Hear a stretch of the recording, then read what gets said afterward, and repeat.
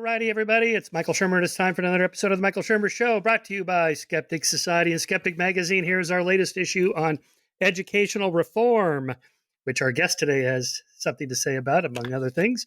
You can get the latest issue at skeptic.com/magazine. You can get it digitally, or we're one of the few people that are still in physical print. Look at that, 4-color throughout.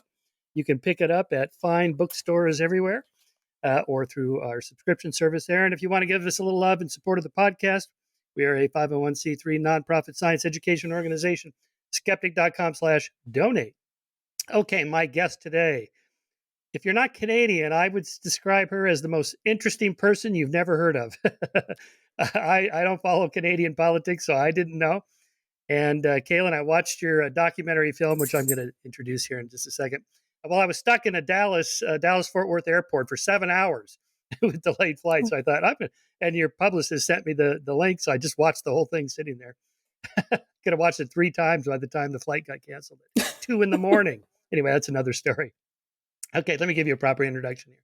Caylan Ford is a documentary filmmaker, writer, researcher, charter school founder, and a former political candidate.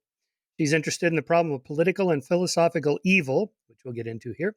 And most of her work is animated by a desire to help people recover their roots in reality and their orientation toward the divine. Interesting. We'll see where that goes. She's born in Calgary, Canada, earned a BA in Chinese history at the University of Calgary. Then she went and got a master's degree in international affairs from George Washington University and worked on and off as senior policy advisor for Canada's foreign ministry for about a decade. Between the birth of her 2 children, because she had nothing else to do, she earned another master's in international human rights law at Oxford. Oh my God. Okay, and she hopes one day to do another degree, like she needs more, in comparative eschatology. Hopefully the world won't end before she gets to complete that research. A very large part of her life has been spent working, volunteering, and consulting in the international human rights field. So we'll be talking about some of that, particularly in Iran, China, and Myanmar. And she's written and co-produced 2 feature documentary films on the themes of religious and political persecution, censorship, forced labor, scapegoating, and mass persuasion under totalitarian regimes. Okay, her new film, which I've now seen 1.5 times, When the Mob Came, focuses on her experience of cancel culture following a catastrophic bid for political office in 2019. Relatedly, she's the plaintiff in an ongoing $7 million defamation claim against several Canadian media and political institutions. And her case has so far resulted in the recognition of a new tort of civil harassment in Alberta. And we provide links in the show notes to where you can read more about that. And then we'll also talk about this. Last year, she founded Canada's first tuition-free classical charter school called Calgary Classical Academy. And she hopes to open a new campus in Edmonton. All right, man, what a mouthful. Caylan, you have been busy. I have been busy. And I think since I drafted that information, we actually have opened a new campus in Edmonton. So, okay. Yeah, so I now have 3 schools offering classical education, and they remain the only sort of public, tuition-free, and non-sectarian classical education programs in the country. How does that work compared to America? If you don't charge tuition, then obviously the state's paying for it. That's right. So Alberta is the only province in Canada that has charter schools, and Americans are probably somewhat familiar with this model, though I think some confusion remains around them.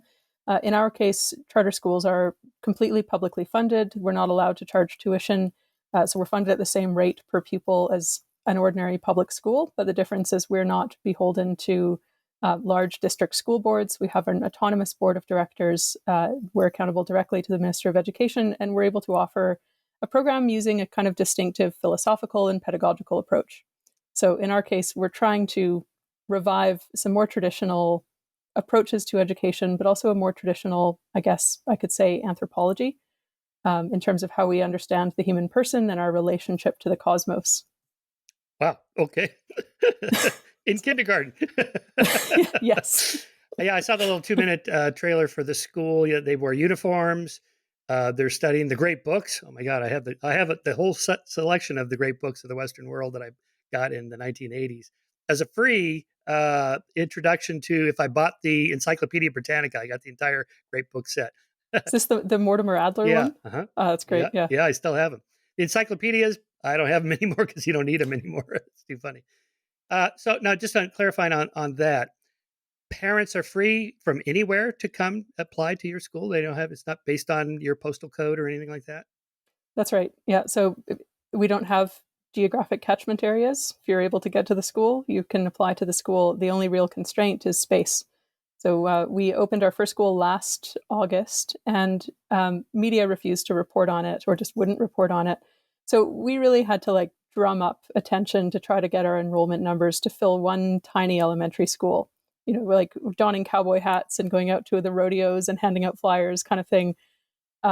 This year, our enrollment demand was about 3 times our capacity, even though we tripled our capacity. So, and that's pure word of mouth. So, yeah, that's the only real constraint to our growth is just getting access to facilities and capital and being able to hire the right kind of teachers who have the kind of training and disposition and knowledge that would qualify them to teach in this kind of program. And do you pay the teachers pretty much the same as they get at a public school?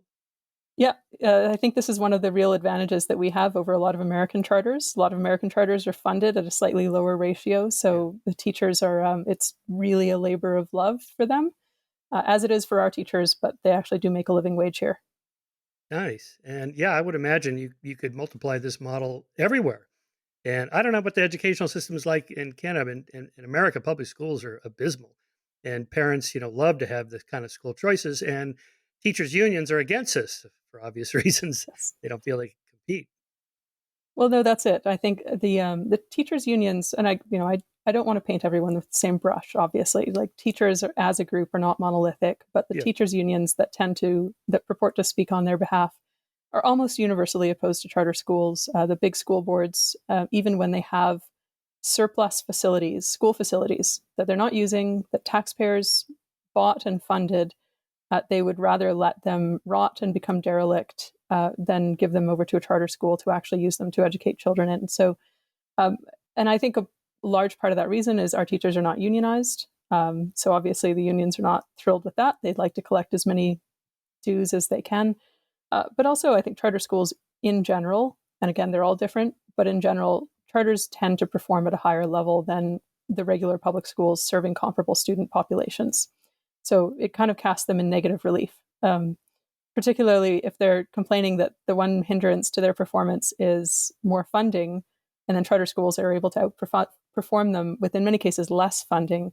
It kind of undercuts that narrative and suggests that there are deeper problems that people don't necessarily want to address.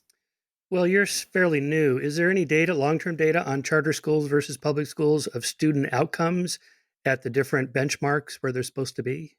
Yeah, and the best collection of data that I've encountered, particularly for the American context, would be Thomas Hmm. Sell's book, Charter Schools and Their Enemies. So he does a good job of making apples to apples comparisons. So a lot of charter schools critics will say, well, they're not actually outperforming public schools.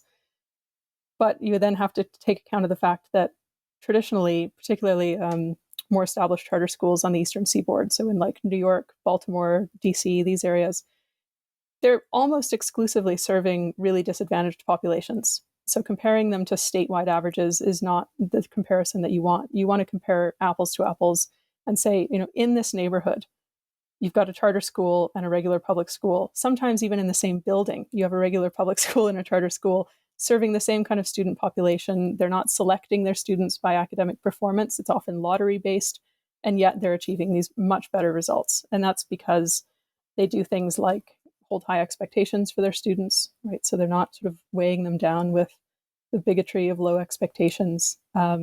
They understand that freedom doesn't mean license, that liberating children isn't the same as letting them do whatever their passions and their whims dictate. It's actually providing them the kind of internal sense of order and discipline and self-governance that will allow them to be free in the long term and to make good choices for themselves. So it's a kind of freedom for something rather than a freedom from, ostensibly oppressive teachers or expectations or whatever. And they often teach using more traditional pedagogical approaches where this shouldn't sound radical. And I think for members of your generation and even for my generation, Hey, careful now. it's this would sound it sounds like what you'd expect teaching to be, but it's not anymore. A format where the teacher's actually at the front of the class They have particular outcomes that they're trying to impart, skills or knowledge. They're checking if the students understand. They're giving opportunities for guided practice and feedback. This is an approach called explicit instruction or direct instruction, and it's extremely unpopular in education faculties, even though it's what works. Why? Well, to answer that question, I would start maybe with, well, you could start with Rousseau and go up through John Dewey, Okay. but Paulo Freire, and I always worry I'm mispronouncing that. It's a Portuguese name. No, I think that's right. Yeah, so he was a Brazilian Marxist education reformer, and I say Brazilian Marxist, like I say Marxist, and I mean unabashedly. So if you read his seminal text, Pedagogy of the Oppressed, and look at the footnotes, it's like Hegel, Marx, glowing references to Mao and Che Guevara and Lenin. Like he's not hiding it. Okay, so Pedagogy of the Oppressed is one of the most influential works of social science of all time. Apparently, it's the third most cited work of social science in history. And yet, outside of education faculties, almost no one's ever heard of him. So that tells you the degree of influence that he has within those faculties. And one of the ideas that Freire is most known for is setting up a kind of false dichotomy where he says that traditional education is he calls it a banking model of education, where the teacher is making deposits of knowledge into the presumably empty, passive, receptive minds of students, and is expecting the students to pattern themselves based on the will of the teacher. So the students conform to the lesson plan of the teacher, right? Teacher teaches, students are taught. Teacher disciplines, students are disciplined. And to Freire, this is oppressive. And it's oppressive. So any kind of hierarchy like this is oppressive. But it's also oppressive in his view, I think, because it is conditioning the child to conform themselves to the way that the world is. And what Freire wants is for people to become agents of social change, who go through the world trying to transform it continually and to break through any limitations that are imposed on them by man or nature, I would argue, so as to liberate themselves. Now, to what end are they being liberated? Freire doesn't say, doesn't seem to care. It's about his idea is that people are only fully human when they're trying to transform reality. And this, I think, is the root of so much that has gone wrong with our education system. There's no space in it for a kind of contemplative, grateful apprehension of truth. There's no view that reality as it is given to us is inherently good. It's all about reality somehow disordered. It's oppressive by its nature. The author of reality is oppressing you. You need to identify your oppression and then destroy it and break through it. Historically, elites have dominated the masses of people. Very few people in history were rich and had much power. The world we live in is very different than it was historically, all the way up until really quite recently. Before the civil rights and women's rights, and children's rights, workers' rights, and so on and so forth. People that got rich often did so, unfairly. It was a rigged system. So is it not reasonable to argue that, well, we don't want to keep everything the same because it hasn't really been that fair. So some change is necessary. Yeah, and if one thing can be said in the defense of Freire, it's that he was working with, in many cases, freed slaves or their descendants, and trying to lift them up, and trying to inspire them to want more for themselves than what they were born into. And so, viewed from that perspective, you can almost sympathize with what he's trying to do. The problem is that he doesn't limit it to circumstances like that. He says that his vision is a universalizable ethic that can apply to all people at all times, that they should move through their life basically in search of grievances. So in every circumstance, you should be trying to figure out who is oppressing whom, what are the limits placed on me, and not just, as I said, it's not just the limits that are placed on you by your employer or your landlord or whatever it may be. I think that this can also help explain why are so many young people in revolt against biological limits, for example. There's a kind of rebellion against reality, as I said, against existence that is implied in this. And he says that you should basically, this is how you should progress through life, searching for grievances and then trying to destroy the order of being as you find it or as it is given to you.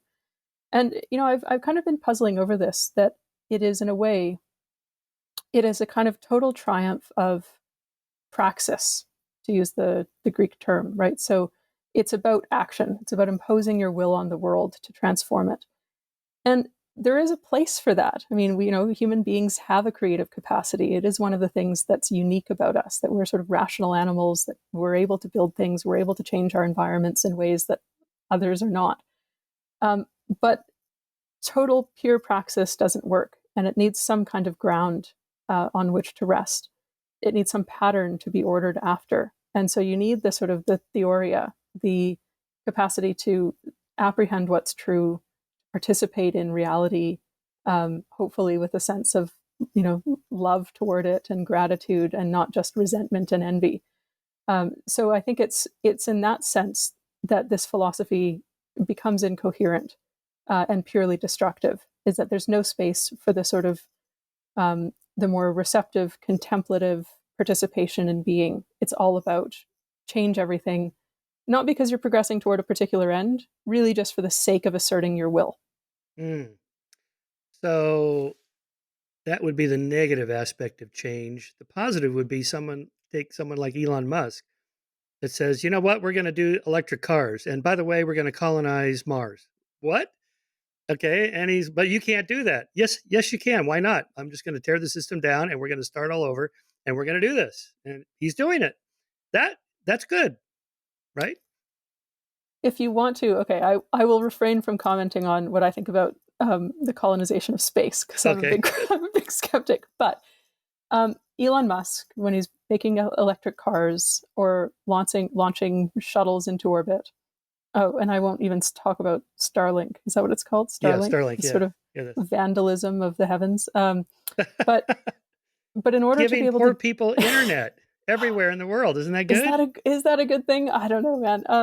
But in order to be able to do these things, I'll set aside my moral judgments about it. If you want to launch something into space, you need to be grounded in understanding of nature, right? Like you have to understand physics. You have Yeah, to of understand course. propulsion Right, systems, right? right. So this is what I mean by that reflects a marriage of the kind of understanding what is the nature of the reality that we existing, not trying to destroy those limitations, but trying to say, okay, well, within these limitations, what are we capable of creating? And I think one way of diagnosing the kind of, I'll call it woke, just it's a shorthand that I think most people will recognize, but one way of diagnosing the kind of woke madness that you see in some sectors is that they're actually not really happy to try to understand reality as it is given to them, right? And so you'll see even discourse that says that math is racist and science is racist, and we need to dismantle these systems Oh, rather than trying I to see. I see. recognize reality. Yeah. Yeah. Maybe my example wasn't perfect. I guess I'm looking for where's the balance for the kind of change that we do want. So let's just go back. John Stuart Mill, my favorite quote on this: a party of order or stability and a party of progress and reform are both necessary elements of a healthy state of political life. So take someone like Edmund Burke and his critique of the French Revolution, but support of the American Revolution. Obviously, there are some institutions that are good that we don't want to just tear down and reinvent because none of us are omniscient, smart enough to build a society from scratch. But on the other hand, some institutions are not good: slavery, torture, no rights for anybody except white males that own property. I mean, come on, some of these have got to change. Yeah, and well, your invocation of Burke is apt, because Burke, of course, was a huge critic of colonial abuses in India, um, massive critic of the French Revolution, but sort of generally could see the merit in the American Revolution. And a very simplistic way of explaining that distinction. And people should just read Reflections on the Revolution, because it's a great and sort of seminal text. But a simple way of explaining that is that he recognized that the French Revolution was it was an ideology that was in revolt against laws, against natural laws, against human nature. It was trying to overturn reality based on abstract theories about what we think man ought to be like, not what he is like, but what we think he should be like. And it's all abstract theorizing that isn't grounded in reality. Whereas the founders of and in the United States were trying to work within the confines of human nature. They recognized its imperfections. They recognized our sort of inherent propensity towards selfishness and corruption and ignorance. And they tried to devise institutions that would take account of those things and hopefully try to sublimate our baser instincts, but not pretend that they don't exist. So I think that's my kind of very simplified version of why Burke might have favored one revolution instead of the other. And that goes to my point is you have to, when you're affecting change, it still has to be patterned on something. There has to be some metaphysical ground on which you're building it. Yeah. Since you mentioned Thomas Sowell at the start, I'll just read this section from one of my books. In his book, Conflict of Visions, the economist Thomas Sowell argued that these two clusters of moral values are intimately linked to the vision one holds about human nature, either as constrained, conservative, or unconstrained, liberal. And so he calls these the constrained vision and unconstrained vision. Sowell shows that controversies over a number of seemingly unrelated social issues, such as taxes, welfare, Social Security, healthcare, criminal justice, and war, repeatedly reveal a consistent ideological dividing line along these two conflicting visions. Here I'm quoting from Sowell. If human options are not inherently constrained, then the presence of such repugnant and disastrous phenomena virtually cries out for explanation and for solutions. But if the limitations and passions of man himself are at the heart of these painful phenomena, then what requires explanation are the ways in which they have been avoided or minimized. And the final quote from him: in the unconstrained vision, there are no intractable reasons for social evils, and therefore no reason why they cannot be solved with sufficient moral commitment. But in the constrained vision, whatever artifices or strategies restrain or ameliorate inherent human evils will themselves have costs, some in the form of other social ills created by these civilizing institutions, so that all that is possible is a prudent trade-off. So people don't like that. Well, let's say liberals don't like that because they had this utopian, Pinker calls it utopian vision rather than same thing. We really want to get there, wherever the there is, so that there's no poverty, and nobody is, homeless and so forth, and that everybody is lifted up and is relatively prosperous. And if there's constraints, then it seems like we can't do anything about some of these problems. Yeah, well, I think that's exactly right. So when you're quoting from your book, so I assume that you acknowledge Sowell's dichotomy here as having some explanatory value, right? Oh yeah, yeah, yeah. Yeah. And what side of that do you find that you Oh, fall on? I definitely agree with Soul and Pinker, and I just call that the realistic worldview. Yeah. There's Yeah. they didn't have to have two. There's the real one, what human nature and what people are actually really like, and then everything else, which is just not right. So, what's the evidence point to? And Yeah. the evidence points to pretty massive biological constraints on our intelligence and athletic ability and creativity and everything else, risk taking, personality dimensions. The big five personality dimensions are at least 50% heritable. There's only so much you can do. And that's always the case. So there's always going to be inequalities in everything. And so I trust your perspective on this, that the kind of, let's say, not liberal, but leftist probably vision of, blank slate, we can make anybody anything. And therefore, any differences in anything can only be the result of oppressive social discrimination and prejudice and so on. Yeah, that's right. And certainly I wouldn't discount that every once in a while when you find group level disparities in in outcomes, that might be evidence that there is some kind of discrimination occurring. But it is not itself evidence of discrimination, or it's not proof of discrimination. And this idea that disparate outcomes reflects systemic oppression. I think the sooner we get rid of that fiction, the better, because it results in all sorts of very bizarre policy choices that we're making. But picking up on that, the idea of the constrained versus the unconstrained. One of my favorite contemporary philosophers is Eric Voegelin, and he was a scholar of totalitarianism. So it's something that's fascinated me and sort of concerned and troubled me since, I would say, my early teens. And I think he has the most compelling framework for understanding the totalitarian mind. He fled Nazism in Austria and came to the United States and was a teacher here. Um, but he describes a lot of modern ideological movements, from positivism to communism and National Socialism and liberalism and progressivism. He would describe them as a manifestation of Gnosticism. And Gnosticism, of course, is sort of mostly known as an ancient heresy that has to do with the idea that our world is created by an evil demiurge, and that the material world is itself sort of bad and disordered. But there is above that sort of a real God that is good and benevolent, and it has a transcendent aspiration. These modern Gnostic movements lack that transcendent aspiration, but they nonetheless share certain assumptions in common with the ancient Gnostics. Specifically, the idea, as he defines it, they start with the idea that they're not happy with the world as it is. And like, this is an understandable reaction to the world, right? Because we suffer in everything that we do, right? We're hot, cold, hungry, tired, angry. We don't get what we want. Some of us are genuinely downtrodden and mistreated and subject to oppression and abuse. So this is an understandable impulse. But their reaction is to situate the source of this disorder not within the human heart. It's not a function, as a lot of classical religions and philosophical traditions would hold, it's not a function of our nature as human beings, that we have karma or sin or we're fallen or whatever, and thereby limited in our wisdom and our goodness. It is instead the fact that the world is disordered. The order of creation is wrong. It is disorganized. And then they take it a step further and say that through gnosis, through knowledge, man, or at least a kind of vanguard subset of man, can reorder things. So this is where the sort of utopian vision comes in. The idea that if just the right people who have the right vision are put in charge, they can reorder reality, remake human nature, and the suffering in the world will be gone.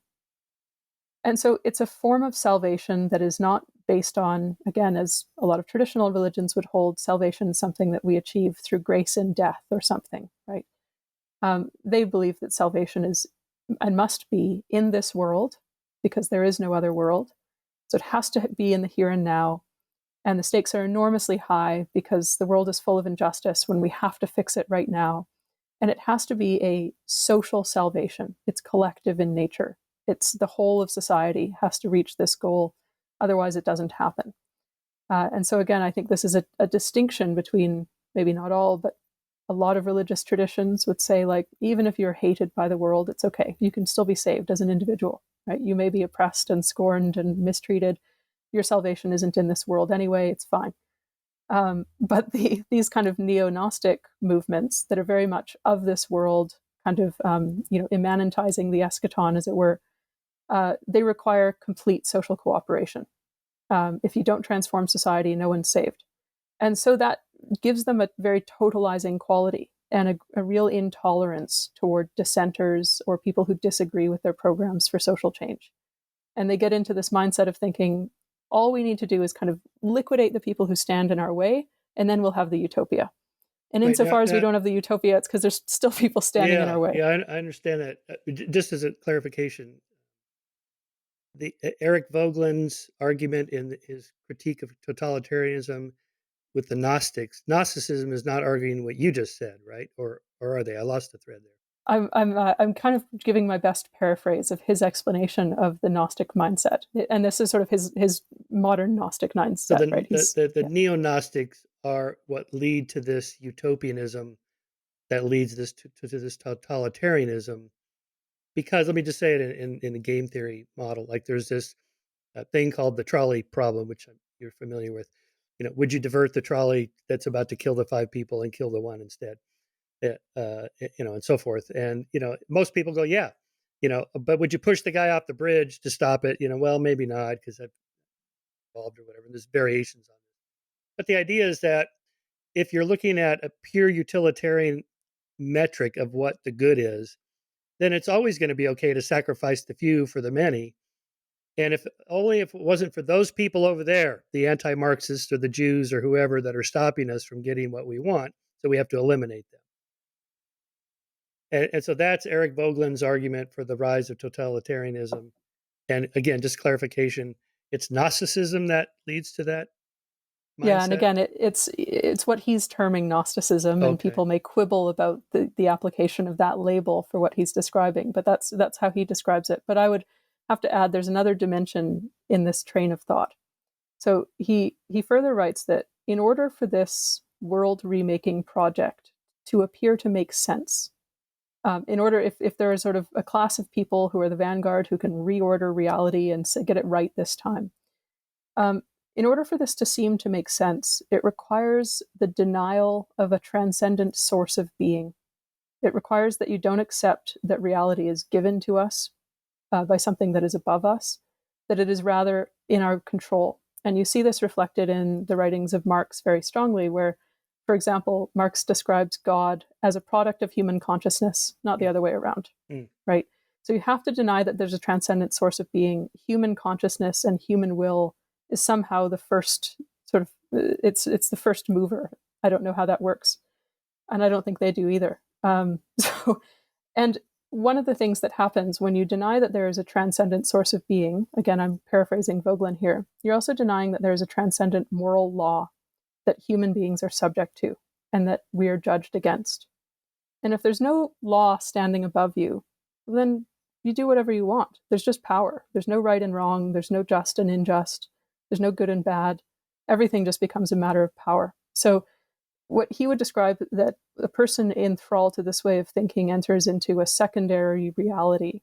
It's something Joseph Pieper uses a similar term, a pseudo-reality, to describe this, where you've untethered yourself from the transcendent source of being, and you've said basically everything is about human will and human consciousness, and there is no moral law that judges us. So this is where you get, pogroms and the Holocaust and the gulags and the Laogai, because no one's above you, right? There's no source of order above you. You're in charge. You're the ones reordering society to make the utopia. Okay. Let me think how to rephrase this because I'm not a Marxist, and I don't think there's anything transcendent, if by that word you mean outside of human nature, human society. There's no supernatural being out there.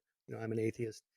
But I'm not a Marxist. I don't believe in the blank slate at all. I'm sad to say John Tooby just died last week. He was one of the founders of evolutionary psychology. And one of his most famous papers was the second law of thermodynamics is the first law of life. That is, everything is disordered and falling apart. Entropy is the rule of law. That's the way it goes. There's there's no need to explain poverty. Poverty is what you get if you do nothing. Wealth is what you get if you do something. So, life is constantly pushing against the gradient of entropy that's pushing you down. There's no evil forces. There's just bad things. Just shit happens. It's just the way it goes. The sandcastle. There's only so many ways to configure the grains of sand with water into some beautiful structure. That then there's a billion ways for it to dissolve down due to rain and wind and dogs and little children at the beach into a blob of amorphous sand. And so the whole point of life here, I'll channel Jordan Peterson, is to make your bed, get your life in order, work out every day, eat well, and engage with other people and have goals. Because if you don't do anything, entropy will just take its course. Yeah. So that is what I'm making is kind of a secular argument that would match what I think is the kind of conservative or Christian worldview. They use different language, sin and whatever, but that's the state of nature. Maybe this would be a Hobbesian argument. Hobbes is without society, it's a hellhole out there. And yeah, Yeah. that's right. So So um, can I ask a yeah, clarifying question? Because you said that you don't believe that you don't think that there's a supernatural being. So set that aside for a moment, because I think the idea of the sort of sky father or something is challenging for a lot of people. So set aside the idea of a kind of personified intelligence. Do you think that there is something like a moral law to the universe? Is there such a thing as the Tao? Is there a moral dimension to reality? Can we say that there is such a thing as good just, beautiful, or is this all purely subjective? Not subjective in the sense that that nature, biology, or evolved psychology and so on has nothing to say about it. It's very much built into our human nature and society. So there's only so many ways to configure human relationships, some of which work better, some of which work worse. And that's going to be true everywhere. So, there's a big study of the kind of evolutionary um, aspects of literature. Why the great novels always come up with the same themes over and over. Why? Because they're tapping something deep in human nature. This is the way people are. Jealousy and love and sex and power and deceit and violence. These are normal themes because that's who we actually are. And that's going to be true across cultures. So these human universals. So it's not subjective in the sense that I can do anything I want or my society is really no better than any other society. No, some societies really are better based on what criteria? Based on human flourishing.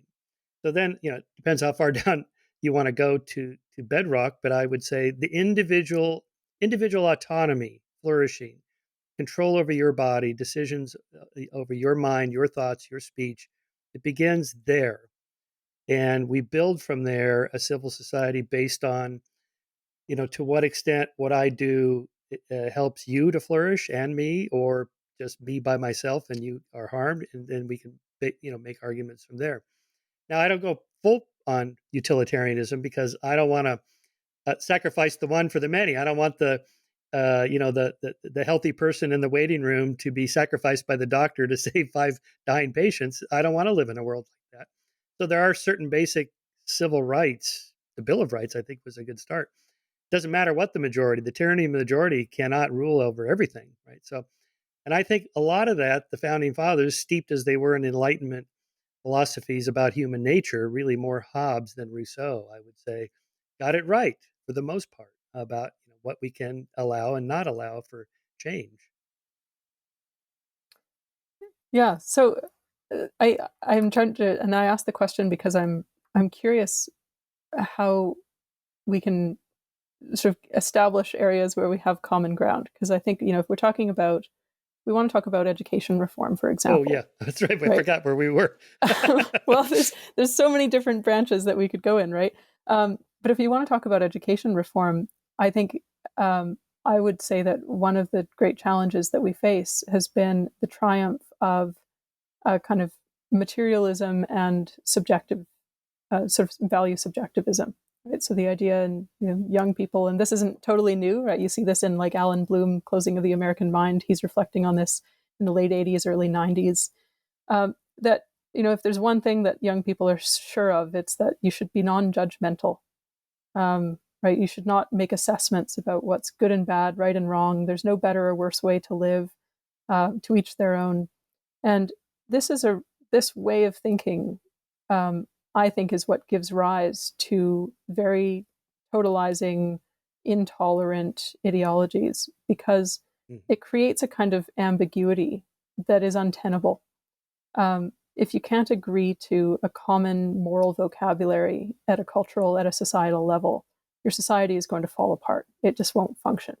You'll have no way to adjudicate moral disputes because no one can appeal to a shared standard, right? You'll have no ability to adjudicate intellectual disputes if people can't even recognize that truth is good.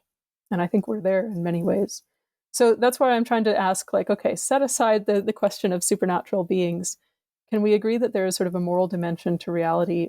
Or if we Yeah, must be absolutely. utilitarian about it, can we No, agree that we need to pretend that there is I would in say no, order to make not society work? yeah, not pretend. I would endorse natural rights that you can argue from nature. I know this is a long tradition in Catholicism, but just natural rights theory, and I would just ground it in evolutionary psychology, like I just did, and just say let's just start there. Now you can always push it back and push it back. Well, you have to start the argument somewhere, and maybe that's just one thought too many. Just keep asking, well, where'd that come from? Where'd that come from? And from there, you then I sent you my article I wrote in response to Diane Hersey Alley's essay on that. And so here I quoted from Steven Pinker explaining the logic behind this idea that there are natural moral values of right and wrong, grounded in rationality. It's kind of a game theory argument. So here's Steve. If I appeal to you to do anything that affects me, to get off my foot or tell me the time or not run me over with your car, then I can't do it in a way that privileges my interests over yours. Say, retaining my right to run you over with my car if I want you to take me seriously. Unless I'm galactic overlord, I have to state my case in a way that would force me to treat you in kind. I can't act as if my interests are special just because I'm me and you're not, any more than I can persuade you that the spot I'm standing on is a special place in the universe just because I happen to be standing on it. Right. And then so from there, he quotes Spinoza's viewpoint from eternity, the social contract of Hobbes, Rousseau and Locke, Kant's categorical imperative, Rawls's veil of ignorance, and so on, Peter Singer's theory of the expanding circle. So there's kind of a logic to it. So you can even go back further with Richard Dawkins, the selfish gene. And the genes are immortal. Our bodies are the survival machines of the genes. Now, I should just scoop up all the resources I can for myself. But there's a difference between me, say me and the rock, and me and the plant, and me and you. That if I try to scoop you up for resources, you're likely to hit back, whereas the rock doesn't hit back. So you're a sentient being whose genes have programmed your survival machine, your body, um, to keep its immortal, information continuing. And I know that you have that, and I know that you know that I have those impulses, and I know that you know that I know that you have the impulses. So I have, if I want to treat you, if I want you to treat me nice so I can flourish, I have to treat you nice. Now, one more step. Here's where the transcendent part comes in, as far as I can go with that word, is that I can't just fake being nice to you and pretend I'm your friend and then exploit you like a psychopath would. 1 to 3% of the population has psychopathy, and they do that kind of thing. They've learned to Well, if you've watched my documentary, you would know that I'm sadly all too I familiar know, I with know. There are this nasty people, portion of the even in your population. own tribe. Yes, we'll get to that because it's troubling. Yes, um, but I have to really believe it, and that is, you should have a sense from me that I really like you, I respect you, I want to do things for you because that's the kind of person I am, and that you can count on me, you can trust me, and I want to feel the same way about you. This is kind of the evolutionary argument for friendship, for love, relationships of any meaningful kind, that you really feel from the other person that they are moral. They really care inside. Why do I tip when no one's around to see and I'm in a foreign city I'm never going to go to again? Well, because I feel better about myself by tipping, and that makes me a better. It's Aristotle's virtue. You're going to be a better person by just doing it, but not in a Machiavellian kind of psychopathy way. I'm manipulating the system, but secretly inside, I don't give a shit about you. I'm trying to get something from you because in time you would detect that, like that Shermer guy. There's something off about him. I don't feel like he's genuine, right? So the genuineness is going to come from my really feeling it.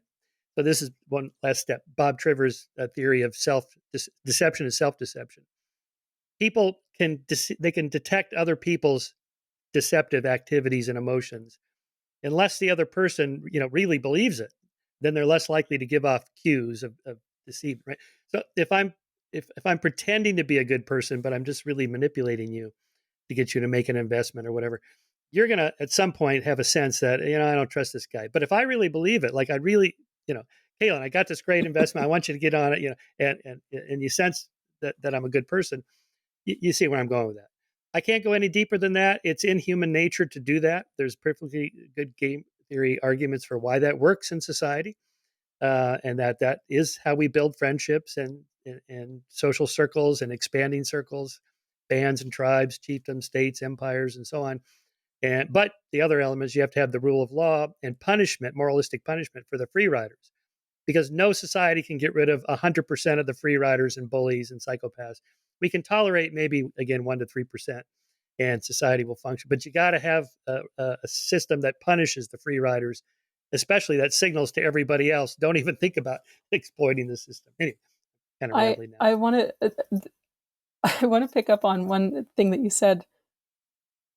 And by the way, I hope you understand that I just think it's fun talking about these things, as I think you do anyway. So Oh, totally. if there's I no love it. particular order to our discussion, that's totally fine with me. But when you were speaking, you talked about, I think you were quoting Pinker on how, the idea that there has to be reciprocity, that I expect you to follow this rule because I'm concerned about my self interest. And in turn, I need to follow it out of respect for your self interest. And this is kind of, I'm paraphrasing, but this is sort of the compromise that we need to reach. And what springs to mind immediately for me on hearing that is going back to the first few books of the Republic and the understanding of justice as it existed in the kind of, the around the time of the Peloponnesian Wars and in the aftermath. And this is a time of great kind of, intellectual and moral and spiritual confusion in the Hellenistic world. And one of the things that characterized that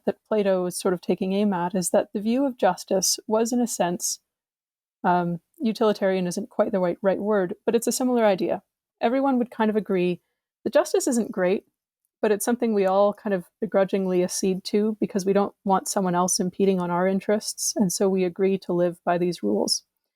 I don't want you stealing my things, so I understand that people who steal things have to be punished, and I shouldn't steal your things. But this is where the parable of the ring of Gyges comes in. Right, the ring of Gyges, of course, you put it on, you become invisible, and it's kind of general understanding that obviously, if anyone had the ring of Gyges, they would use it to do bad things. Right, they would go and sleep with whomever they want, and they would kill their enemies and hoard treasures or whatever because they can get away with it. So that way of thinking is that, yeah, we just kind of reluctantly accede to the idea of justice, not because it is itself a good, but because it's necessary for us to live in community together. And the most beautiful sections of this, I think is it book 4, maybe, of the Republic, is where it's Glaucon and Adeimantus are trying to test Socrates on his argument that actually justice is a good in itself. Even if no one sees it, even if you're mistreated for being just, it will make you happy to be just, even if society doesn't give you any kind of approbation for it. And so they need to kind of test his theory by using a really extreme example. So they say, okay, let's picture 2 scenarios. On the one hand, you have a person who's really unjust, kind of really tyrant in his soul, but he is wealthy, he enjoys social approbation and the love of his neighbors and esteem and social status. He makes enough money that he can make sacrifices to the gods to win their favor, but in his soul, he's really unjust. And on the other hand, you have a person who's actually perfectly just and virtuous and moral, but who is hated and despised by the world, misunderstood by everyone, lives in sort of poverty and ignominy, and at the end of his life is crucified by these crowds. Which man is happier? And evolutionary psychology, I think, can get us part of the way to understanding that as social beings, we are sort of, there's something in our nature that inclines us toward friendship and reciprocity. But I don't think evolutionary psych can account for why the person who is poor and crucified is happier in his soul. Well, I think happiness is not the right metric because much of what we do isn't to walk around with a glow in our face and a big smile. It's to feel like we've accomplished something and grown as a person, which often requires not doing things that make you happy. My examples of this are caretaking for my parents, which wasn't fun. I wasn't walking around, oh, this is the best time I've ever had since last night with my friends drinking or whatever. No, it's like this is really a burden, but I love my parents and I would want somebody to do this for me, and I feel good about myself doing it and so on. When I work out, a simpler example, when I work out, we're out on the bike with my buddies, and we're just going up some hill, and I'm just suffering. This isn't fun. I'm like, oh, I'm so happy suffering, but I feel better as a person after I have my workout, whatever. And I think much of life is actually like that. It's my critique of the happiness literature is it's meaningfulness that counts, purposefulness, and happiness is a slightly different thing, I think. Yeah, I agree. I agree totally. Um, So justice is real. I mean, for sure. Okay, so let's just think about this for a second. There's certain things that are really right and wrong, good and evil. my example to say female genital mutilation. Who are we to tell some Muslim country that this is wrong? Well, we're not talking about like the income tax rate or the percentage of immigration. Countries have different metrics on that. Northern European countries, have different tax rates that are higher, but they have a tighter social safety net. There, I wouldn't say there's a right answer, and they have the right one and we have the wrong one. These are just kind of political issues, and you just adjust the dials up or down depending on what your politics are. But that I would say something like, torture, violation of civil rights, female genital mutilation. Those are things we really should intervene in. And I think it is okay to say those cultures are not as good as Western cultures when they, torture people and violate their civil rights and liberties and so on, maim them for life. This is wrong. It's truly evil. Why? Because again, back to the bedrock of individual autonomy and freedom to control your thoughts, your speech, your body, and so on. Hmm. Just to have a little bit more fun. Yeah. Well, I won't talk about whether or not the West actually has a high ground when it comes to maiming children anymore. Oh, well, okay. But I'm not going to disagree with you on the trans thing. I don't know if you've followed any of that, but I'm now considered a major transphobe, and are you really? humanists and a lot of humanists and atheists, they've completely disowned me. Yeah, because I dare to say that men can't become women and vice versa. As if this should be controversial. Before a year ago, this would have been like, "What are you talking about?" Well, it's an issue that's captured my attention for many years. I think partly because I look at the stories of particularly the young girls who are transitioning and in many cases detransitioning now, and their stories of how they came to this place, why they experienced gender dysphoria or dissatisfaction with their physical bodies.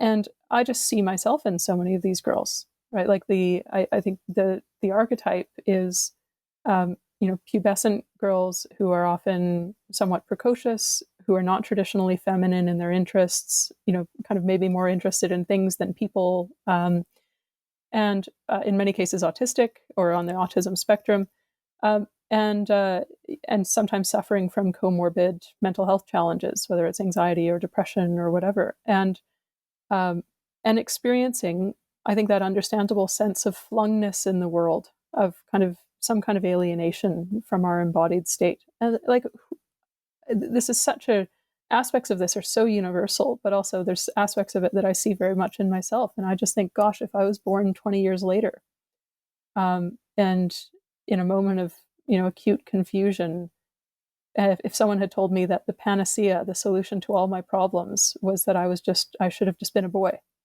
would I have believed them? I mean, maybe, and I would be sterilized and I wouldn't have kids today. So, to me, there's just that creates a sense of moral responsibility to say that you have to actually speak up in those cases and say things that are true. And yeah, people who don't recognize that truth is good are going to have a problem with that. People who believe in the unconstrained vision, right, or Mm-hmm. who are always on the lookout for natural limits that can be broken through force of will alone or through changing language or something. Mm-hmm. But no, I mean, good for you for saying things that are true. Oh, well, I've had, Helen Joyce has been on the show, and some of the other, Abigail Schreier, and so on. I do find this disturbing that, and I get the only attribution I can think is that it's due to this blank slate, adopting the blank slate model, because it feels intuitively like if you say anything is biologically constrained, then there are problems we'll never be able to fix in society. I think that's wrong. I think the only way to fix problems is to know what reality is, and then do workarounds. If you have a tendency for X or Y or Z or whatever it is, you can know, just knowing that helps you gain some self control over your impulses, whatever it is. In my case, desserts after dinner, whatever. Oh, we share the same vice. Yeah. Something like that. But back to the education where we started. So, to what extent should teachers be meddling in some of those topics? My sense, my kind of libertarian sense on this is that the teacher shouldn't be dealing with any of that. This is parents. Who owns children? Well, nobody owns them, but if somebody's going to kind of influence children, it should be their parents, not teachers, not the state, not the government, not schools. So the moment you introduce the state into the educational system, then there has to be constraints. If you want to teach creationism in your private evangelical Christian school in the Deep South, okay, go ahead, it's your school. That shouldn't be done in public schools, And I would say the same thing about this whole trans movement that's infiltrated at least some public schools, hopefully not all. And I'll tell you a funny story. So I have a 7-year-old son. My wife's from Germany. She went to an all-girls Catholic school in Cologne.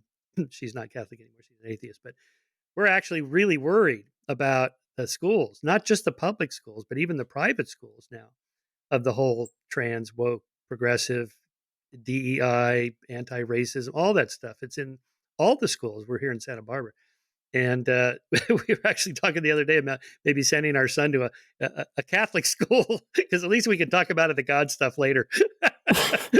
Well, and not all, I mean, even many Catholic schools are not terribly Catholic to my understanding these days. So, right. But yeah, it does seem that the problem is certainly creeped into the elite private schools, because they're trying to socialize the next generation of elites, and they understand that this is, the kind of left liberal progressivism is what you do if you are a member of the elite, and this is the discourse you participate in. So it makes sense that they would be going all in on these ideas. But you bring up an interesting topic, though, which is, should teachers be involved in this?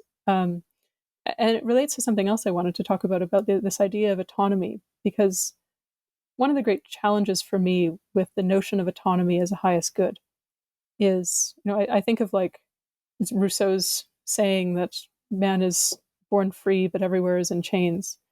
And it's the kind of saying that only a person who has never been a child nor had children could possibly believe, because man isn't born free. Right. We're born utterly dependent into a web of reciprocal duties and responsibilities, where life is full of involuntary compacts and relations with other people that we don't choose.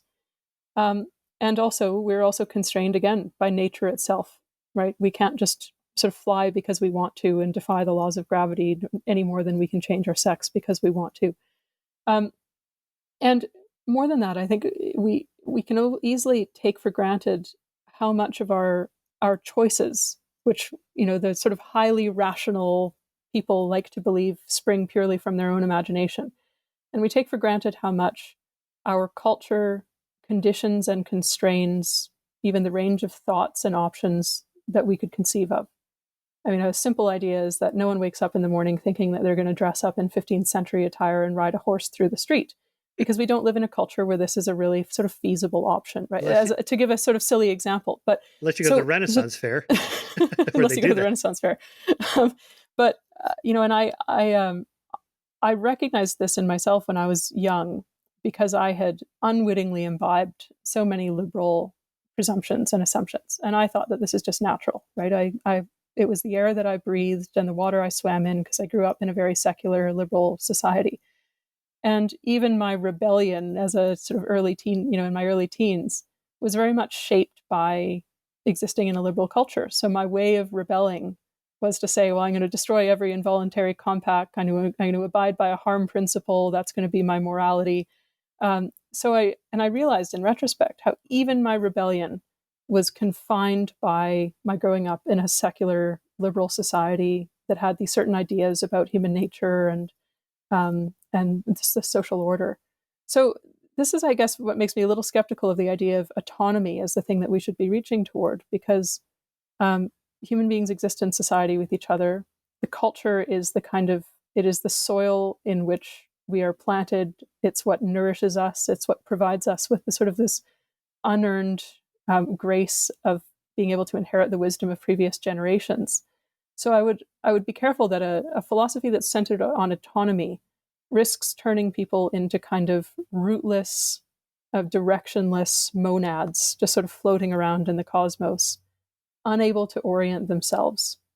And from my perspective as sort of studying totalitarianism and trying to understand how it arises, I'm reminded of Hannah Arendt's diagnosis that it is precisely these atomized individuals who are the best subjects for a totalitarian state, because there's no buffer between them and the forces that would act on them. They've lost community. They can't orient themselves in time or with reference to a tradition or a place. You think it's freeing, but it's actually like being a sort of seed that instead of taking root in something is just swept away, and birds carry it up to the sky, and it's swept around by winds and by tides, and it can't be firm in anything. So it's subject to any force that would exert their will upon it. So that's my view of the sort of the purely autonomous person is we're not Yeah. actually autonomous. No, We're not not actually very rational either. yeah. Yeah, okay, these are good points, but I guess my emphasis on the individual autonomy is as opposed to the collective member of a group, and you should be treated as that group is Yeah. rather than you as a person. So I mean, there's several issues that come up here. To what extent should the state intervene in your private affairs? There's arguments to be made, like with Jehovah Witnesses or Christian scientists that refuse to give their child blood transfusion or vaccine or whatever antibiotics, and the kid dies or is about to die, and the state intervenes.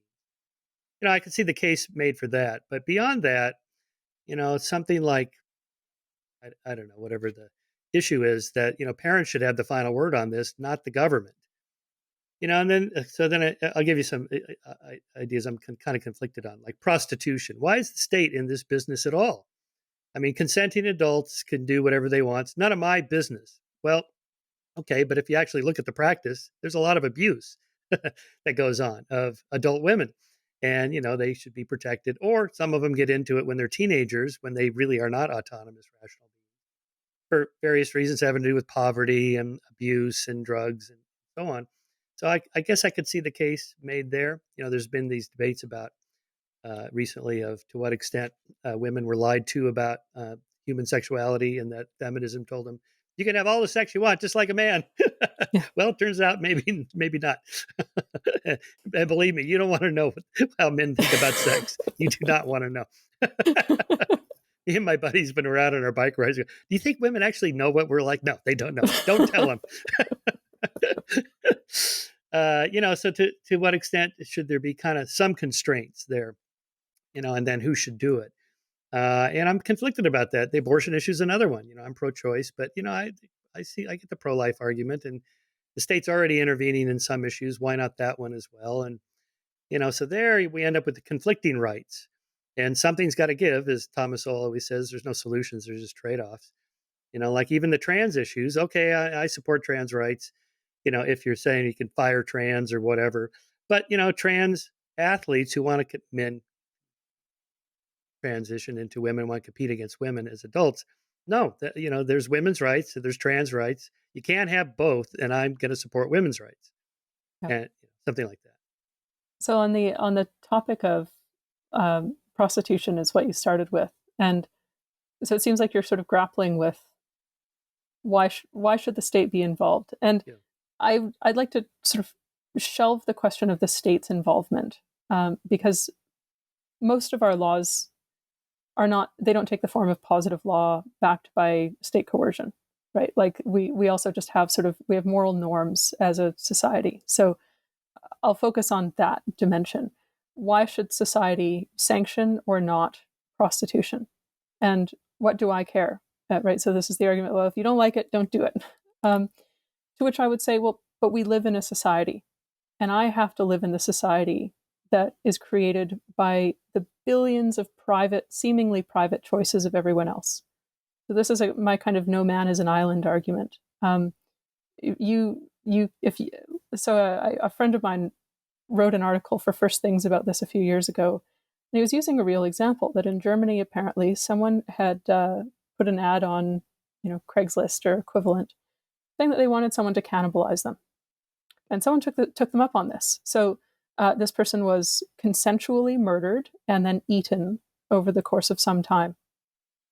Well, why should anyone care? He's a consenting adult. Well, one, I would argue, consent is predicated on the idea of informed consent. And as I alluded to earlier, I don't think that human beings are nearly as rational as we like to think we are. What is informing our consent? What information do we have? and it's always limited. So I question the idea that we sort of knowingly do harm to ourselves. I think we often do harm to ourselves and to others because we are not acting on complete information. So that's one dimension. But the other is, well, I have to share a society with these people, Okay, with the one guy who second. has like a human being in his freezer.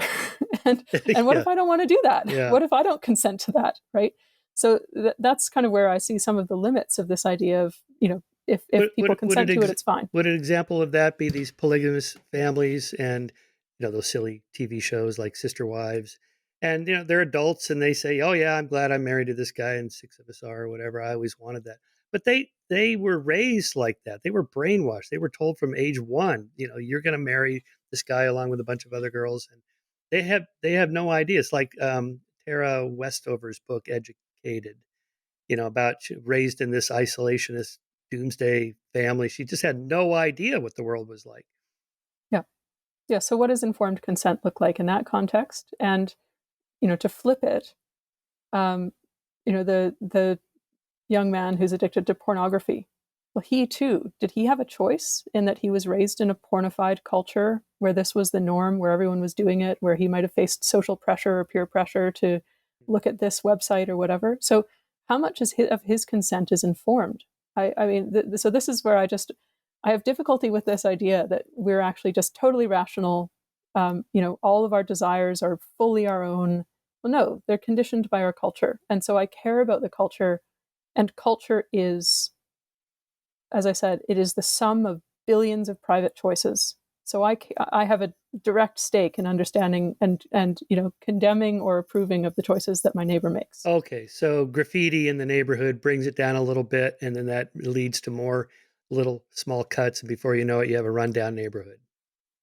Yeah, or you've probably seen studies on the life outcomes for boys who are raised in neighborhoods with very high rates of Oh, fatherlessness. it's terrible. Yeah, Right, irrespective of whether that boy's family is intact. yeah. Being raised in a neighborhood where there's endemic fatherlessness is going to significantly reduce his prospects in life.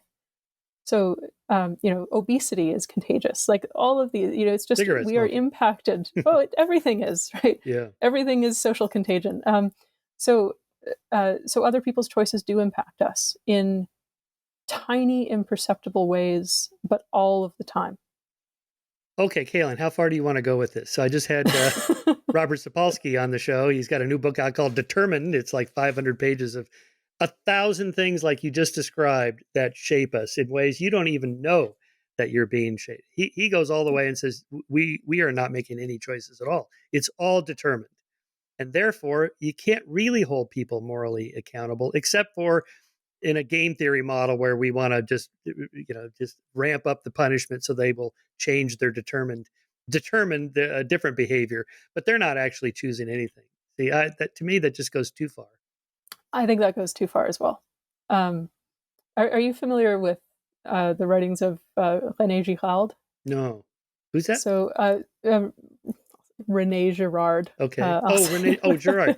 Okay, I know the Yes, name, but I Girard. have Yeah. not read. Um, I have not read Renee Girard. so the introductory volume that was initially recommended to me, which I now recommend habitually, is called "I See Satan Fall Like Lightning," and Okay. it's the religious overtones are not subtle, but it's fascinating as a kind of from the vantage point of psychology. One of the ideas that Girard is sort of most famous for developing is theories of mimetic contagion and rivalry. So the idea of mimesis being, if I can try to roughly summarize, Girard would argue that many of our desires don't come from ourselves, right? Like we don't, women don't wake up in the morning thinking, what would look great, like a subway tile backsplash in my kitchen and, hunter green cabinets. This is not from them. They get this idea because they're seeing it on Instagram or whatever, right? And they unwittingly adopt the desires of others. Others become their mimetic models. So the idea is that a lot of our desires, a lot of our opinions and our thoughts don't spring rationally from our own minds. We get them from outside. We hold other people as models. We want what other people want. And it's not necessarily the case. We can break this. I think it is possible for a person to say, you know what, I'm going to try to achieve independence of mind, and I'm going to ask, what do I want to want, independent of what society tells me I ought to desire or ought to think. So it's not that we have no agency and we're not capable of it, but in the regular course of our lives, we are often imitating the desires of others.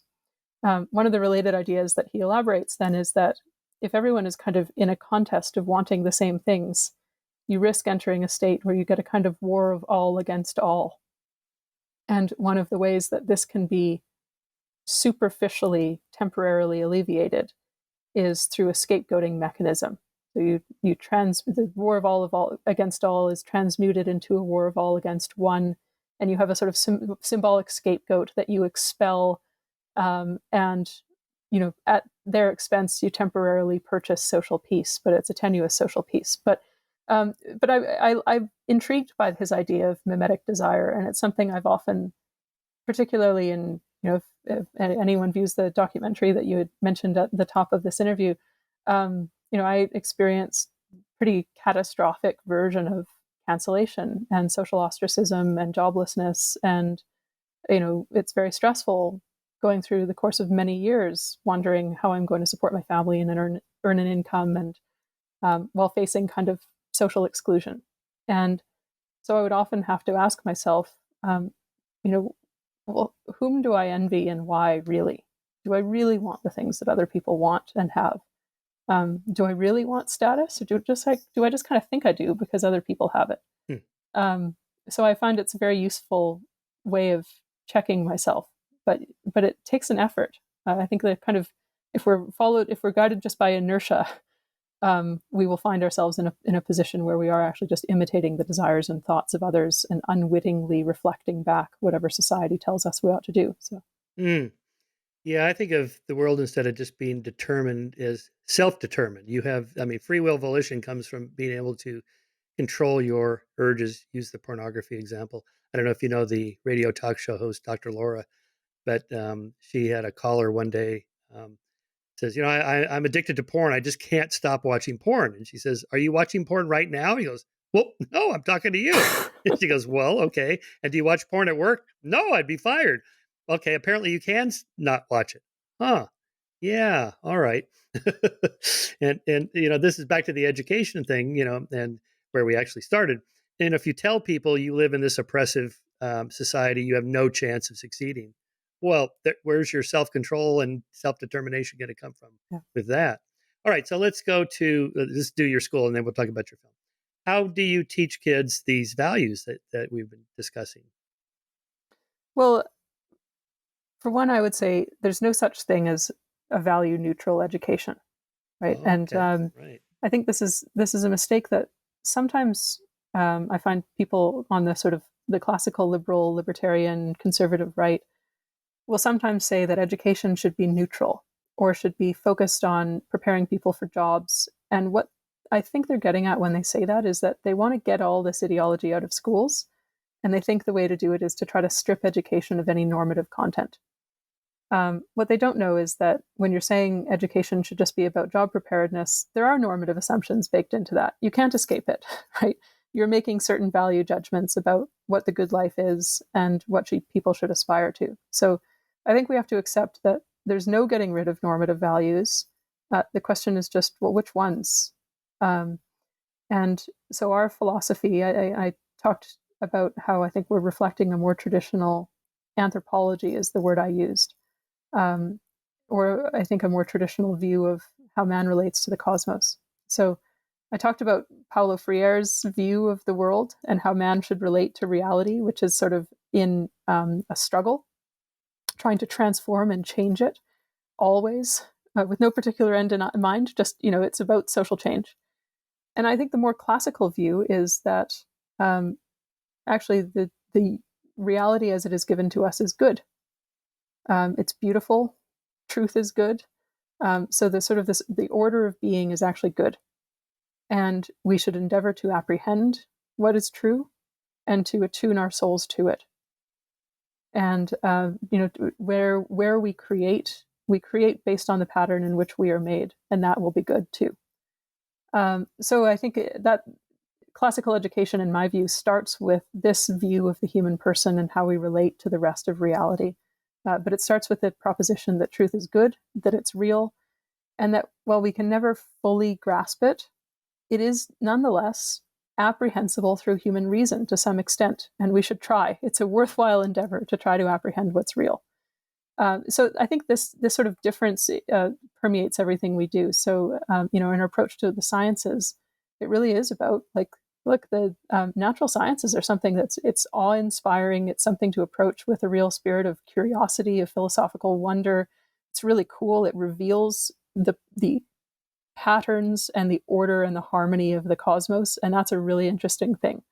Rather than viewing science as a let us achieve technical mastery so that we can achieve dominion over nature and transform it according to our will. So I think there's sort of very different visions there. At a more practical and less philosophical level, though, our students wear uniforms. We have very high, very clear kind of behavioral expectations. I like to use the word ritual rather than rules, because a lot of it is not negative enforcement. It's about kids actually want to know what are we supposed to do here? And when they know what they're supposed to do and it's clear, they take pride in meeting that bar. So it's not a sort of punitive approach. It's not coercive. It's never about humiliation, but we believe you can meet this standard, and we're going to hold you to that. And they do. There's a strong civics element. So we try to teach them that they belong to in our case, a Canadian national identity, and that this isn't something to be ashamed of. So I don't know of any other schools that still do this, but our kids sing the national anthem every day. And some of them even sing God Save the King. I thought Canadians apologize for everything, including being Canadian. Yeah, no, not us. No, but they do, and it's something others, teachers from other schools kind of look askance at us that we're doing these things, and that we've not adopted this approach of kind of self-flagellation.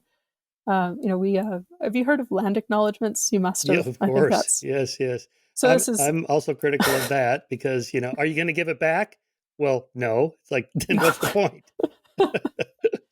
Well, so that, this question came up. Every school that I'm aware of in Canada does land acknowledgements. It is the civic ritual that they actually honor, right? So no national anthem. Often, even in Catholic schools, they might not do a prayer, but they'll do a land acknowledgement. So we asked ourselves this question of, well, do we do a land acknowledgement? And we have to take a Socratic approach and say, well, why would we? What does it achieve? How does it relate to our goals? And what we came to is, look, insofar as a land acknowledgement is about communicating that Canada is a morally illegitimate project, that it is stained by the original sins of the settler colonialists or whatever, we're not going to do that, because it's incredibly demoralizing to teach students. And a lot of our students are immigrants. 40-50% are new immigrants. It's incredibly demoralizing to tell people who've come to this country because they want to belong to it that actually there's nothing worth belonging to. And you should be ashamed.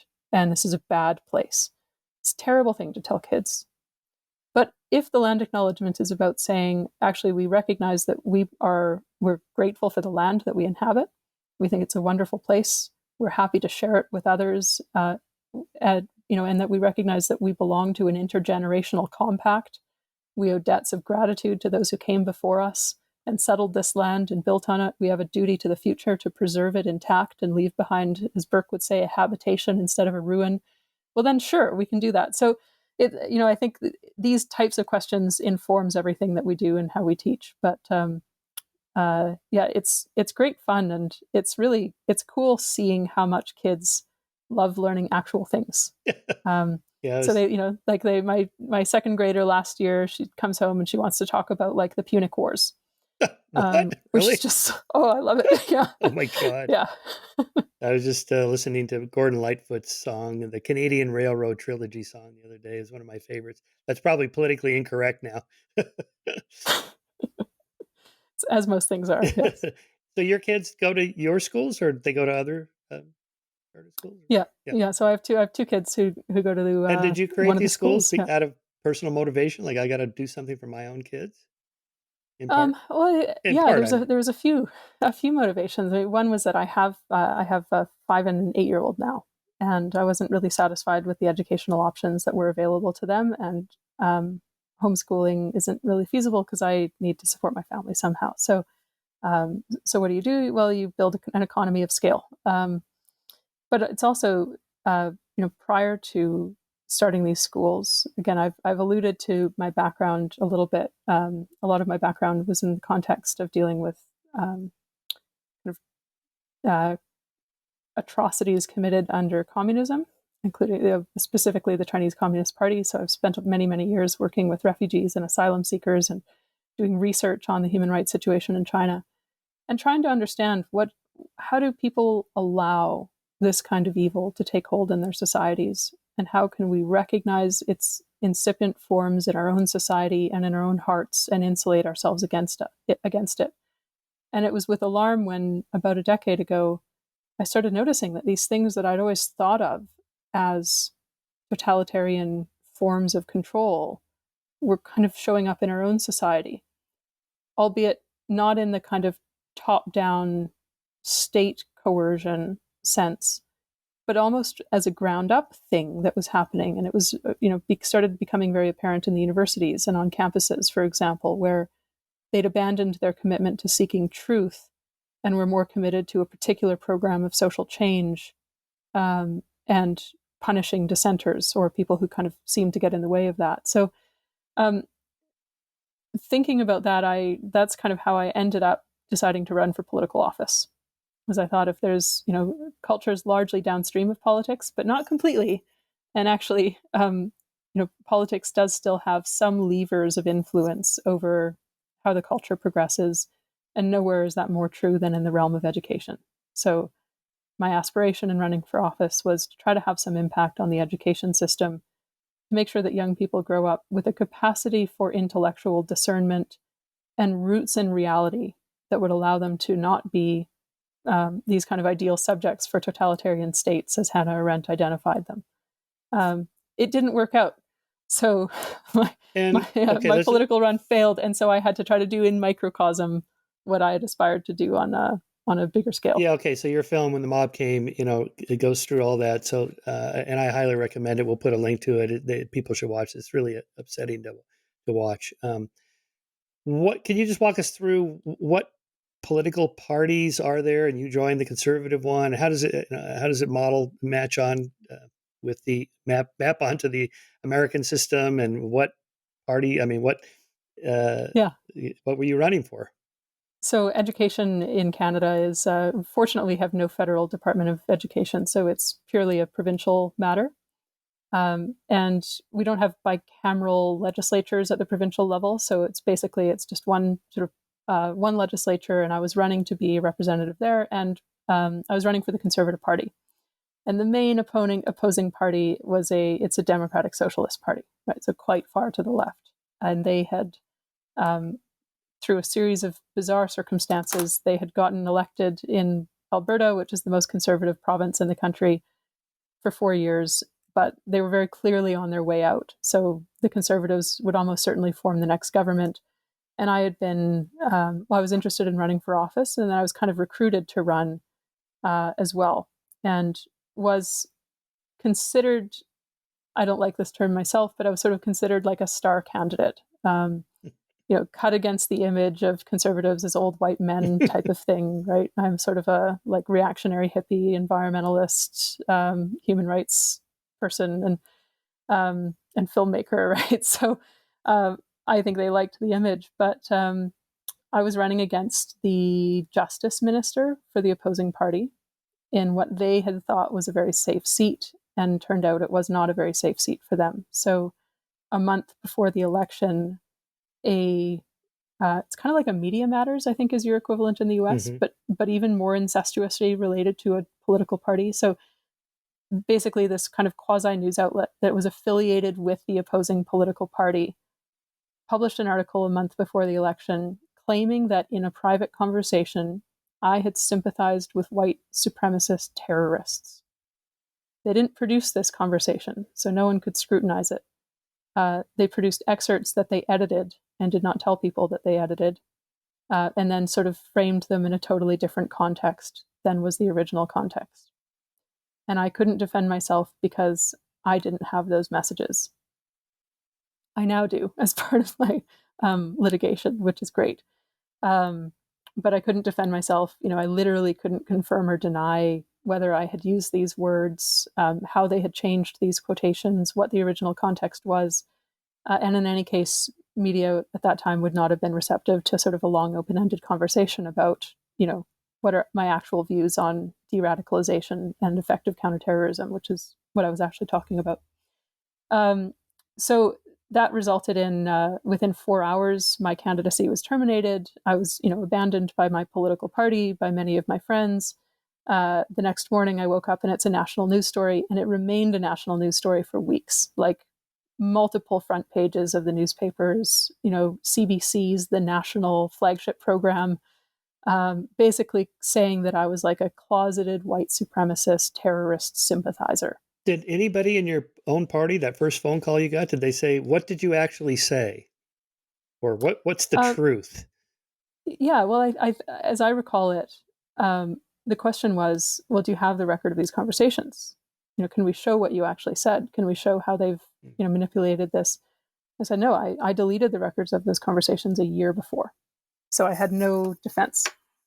And they said, well, that's really tough. The timing's really bad. The election's in a month. You can't afford to be taken off message during an election campaign trying to defend someone with no real ammunition with which to defend them. So it was a pretty impossible position to be in. You could not just say, too bad, I'm going to run anyway. Like half the GOP wants Trump to drop out, and he says, too bad, I'm going to go anyway. Under our kind of party system, that wouldn't really have been an option. No, it's I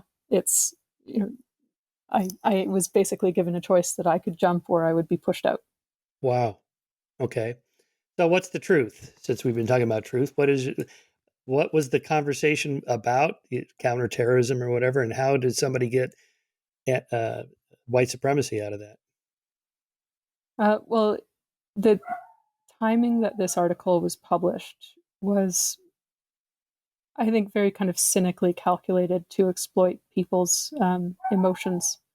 So that they published this, they sat on this story for 3 months, and then they published it 3 days after the Christchurch mosque massacre. Oh, right. So there is, I think, globally, particularly in Muslim communities, but perhaps even more broadly in immigrant communities, there's, I think, an understandable sense of being somewhat under siege or vulnerable.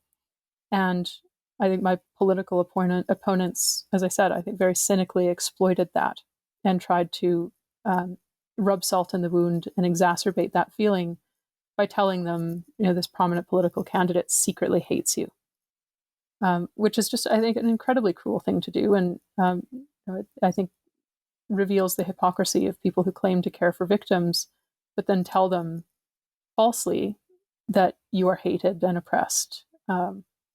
But no, that what had actually happened was that a couple of years before that, I had engaged in a sort of what I was trying to have as a kind of academic, dialectic conversation about what are the effective ways that we can mitigate radicalization, particularly on the sort of, far right, I guess, but young disaffected men who lean toward identity politics. I embrace like white identitarianism, for example, the kind of young men who would have been at the Charlottesville protests that occurred back in 2017. So my interest was, and I have a background studying counterterrorism from my first degree. So I had a kind of academic interest, but also professional interest because I worked in international security for the foreign ministry. So my point was that, the way that you de-radicalize people is not, for example, by saying that anyone who believes in national borders is a white supremacist. That's not helpful. It doesn't, right? It stifles honest conversation and reasonable policy discussion and makes people with legitimate concerns, it turns them into sort of outcasts and pariahs and can lead to more radicalization. And in their spin, they turned this into me saying that white supremacist terrorists are treated unfairly. Okay. Which is Wow. which is just not what I was saying. So So I'm fortunately now I've been able to get the records of these conversations from it was a Facebook Messenger conversation, so from Meta. So I now have Oh my these God. records, which is very useful in the litigation that I have that's ongoing against both some major Canadian political actors as well as the CBC and the Toronto Star. That's so interesting. So even if you deleted it in your own personal Facebook, it's in the server somewhere. The other party to the conversation had Oh, a record, and so Meta was able to access that record and share it with me when ordered to do so by the court. I see. This part is disclosure. Okay, interesting. And remind me, wasn't there somebody accused you of making a false sexual assault accusation against somebody? Oh, I mean, the weirdness is endless. So yeah, the person who shared this conversation, who was described in the media as they shielded his identity, and they said that he was a Muslim conservative who was very concerned that I was sort of, he was quoted as saying that he was concerned that I was flirting with white nationalism. Um, None of this again was true, and this is actually a person who, for a year there previous, had been trying numerous different streams of false accusations to end my career. So he claimed at one point that I was prone to making false accusations of sexual impropriety against men. This is the Me Too era, right? So um, if a woman is suspected of being the kind who would make improper accusations of that nature, she would become toxic. No man would be willing to meet with her alone, right? So and men are still usually kind of gatekeepers and power brokers in politics. So that was his first attempt. That was kind of quickly shut down and resolved, but it didn't stop there. He purchased Google attack ads on searches of my name. He planted articles accusing me of fraud, and media that were inclined to try to go after conservatives And just publish these without any fact checking. just remind me, this was somebody in your own party against you or in the other party? This is somebody who had, it's complicated, and I hope that the documentary clarifies it sufficiently, but he had run for the Conservative Party federally. He had wanted to run again, and he was finding that he was kind of being shut out of politics. And so the best explanation he ever gave me was that he was envious. He thought I was getting things too easily, that it wasn't fair, that he should have been receiving this kind of attention from conservative politicians. And so he took that out on me by trying systematically to destroy my career. It escalated. It's a kind of blink and you'll miss it thing in the documentary. Mm, At one point, this escalated to filing a false police report claiming that I'd assaulted him. So right. it was just endless. And the thing that finally hit, because I think it was just kind of calculated in the right way at the right time, was right after the events in Christchurch, Right. and so that ended my career. What is the motive behind cancel culture, do you think?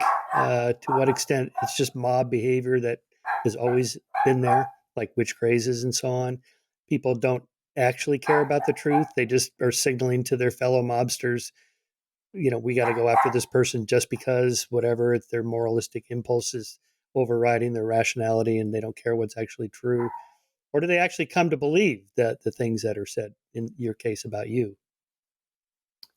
First, I'll ask, can you hear the dog Oh, I barking? can. It's Should okay. I Don't just worry about it. wait? It's all right. That's okay? It's all right. All right, she should quiet down once the It's mailman's okay. gone. But so why do people participate in this? I mean, I've thought about this a lot. And when I was going through this cancellation, and by cancellation, I'll clarify what I mean. I think I would define cancel culture as it's when large groups of people not only kind of publicly shame you and try to humiliate you and attack and make fun of you or whatever. That experience itself is can be quite challenging and traumatic, right? It triggers, I think, a deep like fight or flight instinct in us because, again, as social beings and from an evolutionary psychology perspective, if you are shunned by your group, you will die. Like Mm-hmm. it's a scary, terrifying thing. But it's not just that they're trying to humiliate you and be cruel to you. They then try to make sure that they appeal to authorities to make sure that you don't have a platform, don't have a job, don't have a way to speak. So what happened in my case was they Some of them tried figuring out who my other employers could be and making sure that I couldn't get a job with them. When I appeared on a radio show to try to tell my side of the story and what had actually happened here, they organized a petition campaign, got the mayor of my city and I think the mayor of another big city in Alberta sort of supporting this petition campaign to drive that radio host off the air or force her to apologize for speaking with me. Thereafter, no journalists would talk to me, even ones who were sympathetic. They'd say, like, I know that the accusations against you are false. These are people who know me, but I can't write anything. I don't want to be subject to this kind of pile on within my own newsroom or my own community. I had friends who were told by their social circles that they had to disown me or else they would be shunned by their communities. A year after this, I had been invited to give a guest lecture at a university on a sort of weird combination of J.S. Mill, Hannah Arendt, and de Tocqueville. And counter protests were organized, and my appearance was compared in the student newspaper to the policies of appeasement that led to the Holocaust. So, it's sort of systematic. This person's not allowed to exist anymore in society. And so that's how I'm kind of defining cancel culture. So, it was a sort of long period of not being able to find a job, people being afraid to be seen with me in public. So why do people do this? I would frequently ask people why they were doing it. I believe in dialogue. I like understanding people's perspective. I'm also very alive to the fact that I could be wrong. And if I'm wrong about something, I want to know it so that I can correct it. So when people would be calling me a Nazi on social media or trying to figure out, how they can target my employers and make sure that I can't earn a living and support my children, I would reach out to them privately so that I would take away the performative dimension of what they're doing. And I would just say, person to person, I'd like to know why you're saying this. And if you think that I'd like to tell you what I actually believe, not what the media says I believe. And if you think I'm wrong about something, I'd like to know. And not surprisingly, very few people ever respond, because I think if you remove that performative dimension, it loses the fun. What they're doing is signaling to their in-group that they belong to a vanguard of moral purity. They are such a vanguard that they can discern offenses that other people can't discern. Right? So it's actually border cases. The really ambiguous offenses are the ones that cancel culture often mobilizes most strongly against, because no one's canceling anyone for like obvious wrongs. People get canceled for violations of emergent social norms or highly contested social norms that are recognized by a very fringe minority. And it's because in canceling people over that, you're signaling that you belong to this kind of vanguard elite, that you can perceive what the right social norms are and other people can't. So, as I said, it's about signaling their belonging to an in-group and their elite status within that in-group. There's a lot of one-upmanship that comes from it. There's a lot of, we talked about Gerard earlier. Gerard talks about the scapegoating mechanism and the idea of mimetic contagion. To use an analogy, throwing the first stone at someone is pretty hard, right? You're taking a step that no one has yet taken. But each stone that is thrown at them makes it easier for others to join in. And eventually you get a kind of unstoppable cascade. And it's you could get a rush of dopamine from participating in this, right? You're participating in this kind of orgy of passion and anger, and you're signaling, by condemning someone as a racist, you're signaling to the world, well, I am not a racist, right? So that person takes on a kind of symbolic scapegoating, as the scapegoat does. They take on symbolic value as something that you need to expel from the community. But I did sometimes, very rarely, manage to engage my detractors in conversation. And they were quite revealing, because some of them were purely mocking, right? They just were incapable of conversation. It's the kind of people that you encounter, and they seem to just think in slogans and images and associations, and I don't think they're interested in, but I also don't think they're capable of dialectic reasoning. But then there's also some people who said, basically, okay, after hearing what I expressed as my beliefs, they said, okay, what you're saying is probably true. What you're saying about human nature, about how we approach these issues, is probably true, but it shouldn't be. And And so I think the basic idea was if we can stop people from observing certain true things that we consider inconvenient or undesirable, then we can change what is real. So if you just suspend reality long enough, then you might be able to bring a new kind of reality into being. If you just get people to stop acknowledging what is. So that was very interesting to me. And again, Yeah. it goes back to this idea of people who don't think that truth is good. So it's not something you can appeal to in arguments with them, which is my instinct, right? I Yeah. think if I'm involved in a debate or an argument, I assume that me and the other party are both trying to reach for what's true, and we agree that that's the standard against which our arguments should be judged. But if someone doesn't agree with that, if they don't think truth is good, you have no hope of reasoning with them. Yeah. Because they're not using reason. Yeah. Right. So a lot of this reminds me of the witch crazes and, sort of preemptive denunciation, denounce the other person before you get denounced. Virtue signaling. I've been thinking about this with all these Westerners protesting against Israel and Jews. I've been wondering, has anti-Semitism and Jew hatred just been there all along, and I just missed it? I thought we were making a lot of moral progress here, or are they not really Jew haters? I'm thinking of American college students out there just chanting from the river to the sea, and gas the Jews, and so on and so forth. It's just horrifying. But did they actually believe that, or are they just caught up in the mob moment, protesting and yay, we love Palestine and get rid of Israel and kill the Yeah. Jews and so on? But they, one on one, if you call them, well, no, they don't actually believe that. Um, have you ever read accounts of the Cultural Revolution in China? No. So it's one of the really scary things about it is, of course, it was driven by young people, Red Guards, right? So like, yeah, school age and college age kids were the vanguard of the Cultural Revolution, destroying not only China's great kind of material and aesthetic and moral culture, but of course also destroying people. And something like 1 million to 2 million people were killed in the Cultural Revolution, and that included students beating their teachers, sometimes to death. Beating up landlords, people that they were told were reactionaries or rightists. And you can read in some of these accounts how initially, when they're confronted with the prospect of beating someone, um, there's something that recoils inwardly. But then once they get into it, and once they get swept up into the mob, and they convince themselves that this is necessary for building the kind of society that China needs to progress toward, and preventing, a kind of return to the evil of the feudal past, which was, of course, inflated. But they're told it's necessary, that, the ends justify the means. And it's thrilling, I think, to think that you're on the right side of history. And the really terrifying thing about reading those accounts is how much these young people came to believe that they're on the right side of history. And so whatever they do is justified.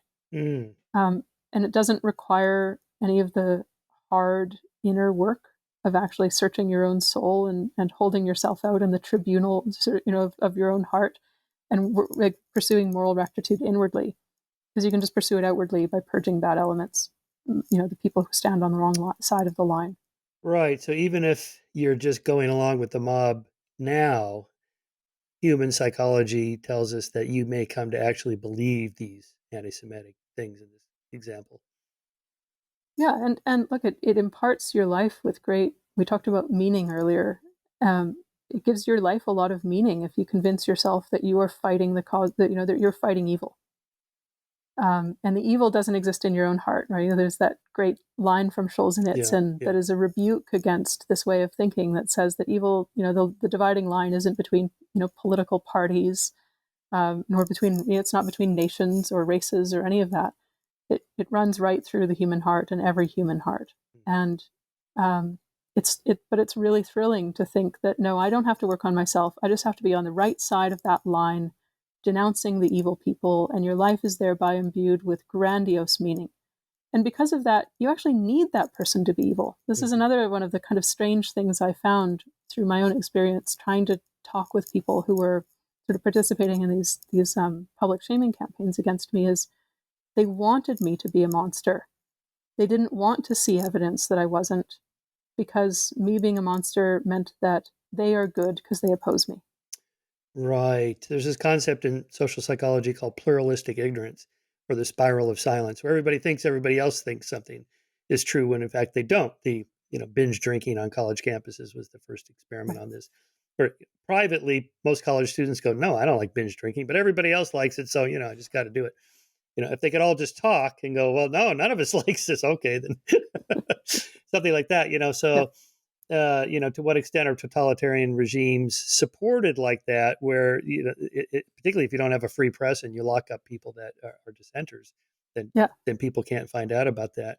This is do you know Václav Havel's The Power of the Powerless? He gives the greengrocer story Oh no, I don't know or that. example. So Havel, great Czech dissident, later Czech president, against the communists, and he gave the example of the greengrocer, so just the little shop owner, and everyone is expected to put up the posters in their window, "Workers of the world unite" or whatever, and it's about the process by which these regimes are sustained through widespread preference falsification.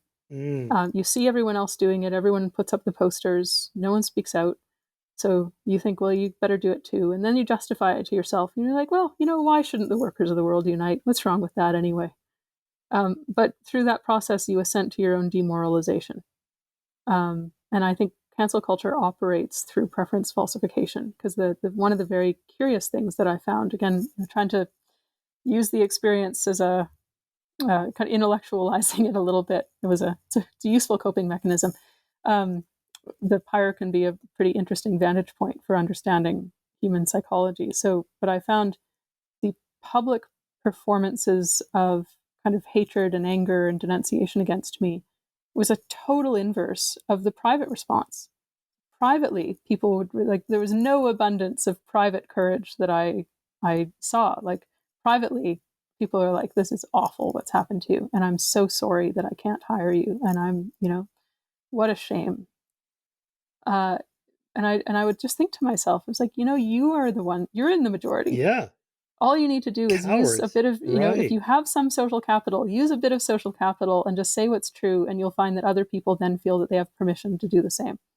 Like those So store yeah, like those it's store very owners weird. in Portland and Seattle that put BLM signs up in their window, basically saying, "Don't loot us if we're on Yeah, the right side."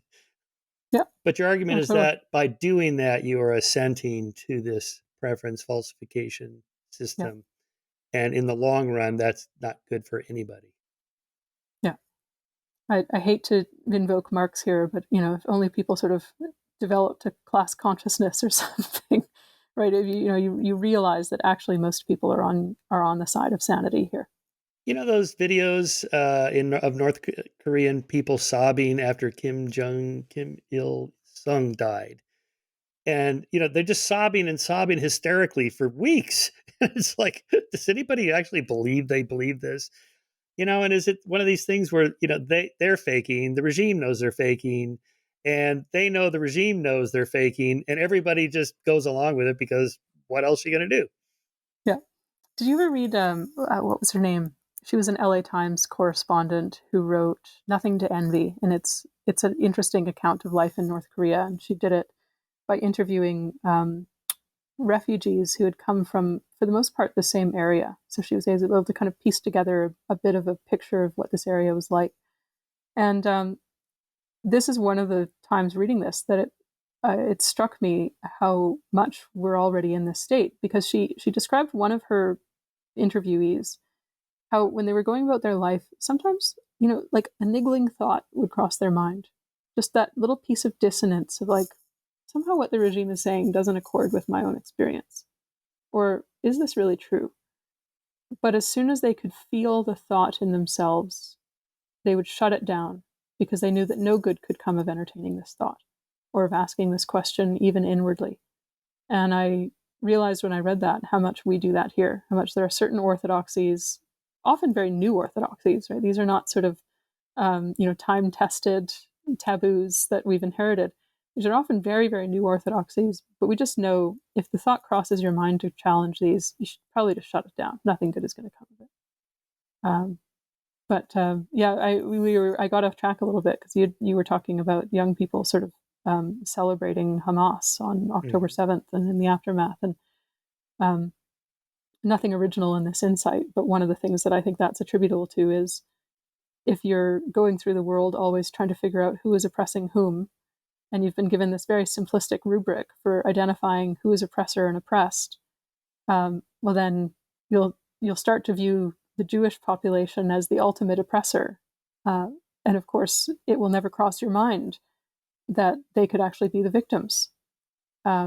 So I think that's why part of the reason why that oppressor-oppressed dynamic, one, it's just a totally impoverished way of understanding the complexity of the human experience, but also it leads you to these really weird places where you just think that any evil committed against this population is fine because they're the oppressors. Right. I just had Greg Lukianoff and Ricky Schlott on the show for their book, The Canceling of the American Mind. And when that came out is when all this stuff started unfolding. And then those Harvard student groups, were protesting against Israel and the Jews and so on.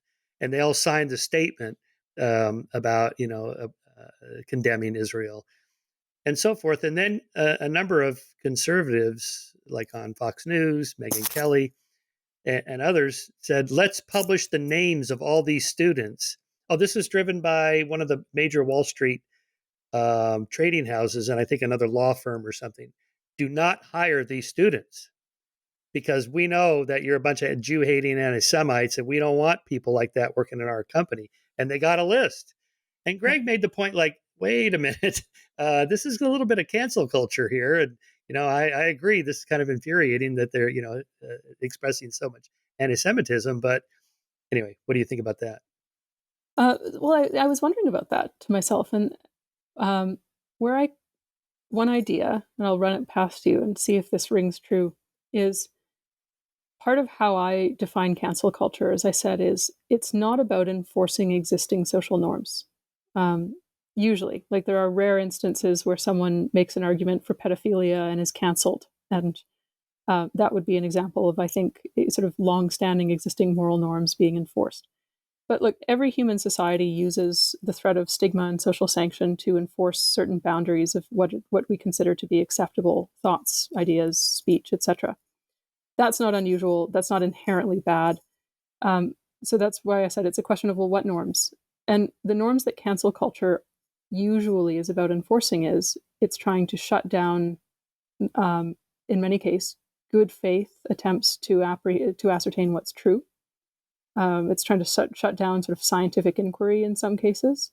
It's trying to punish people for extremely slight violations of sort of new or emerging social norms that certain people, usually very small vocal minorities, want to become. They want those norms to be hegemonic, and they want to achieve that not through a persuasive process, but through a quasi-coercive process of punishing people for offending against them.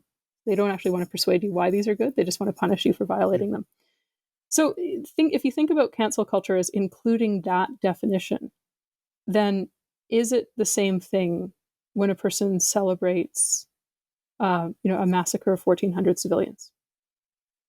Or is celebrating massacres of civilians something that actually is an established social norm that a normal society would punish people for doing? Right. Well, okay. So just do a counterfactual. If it was Ukraine, these same people are defending Ukraine. Why? I mean, Ukraine's been a nation far less time than Israel. So again, there's just something about the Jews that, as a target, historically, it's just too easy to go there. That disturbs me. And as for the cancel culture thing, the list, yeah, I don't know. I'm kind of conflicted about that. I do think social norms are good. We don't, none of us are supposed to use the N word, and I think that's probably good. I don't want to do that either. But now I just found out tranny is a word that's now inappropriate and cancelable and so on. Like, okay, and the list You starts just found this growing. out? I just found this. I didn't know. Am I an okay boomer way behind the the times? I'm just going to adjust my little light here. Please. One second. Yeah.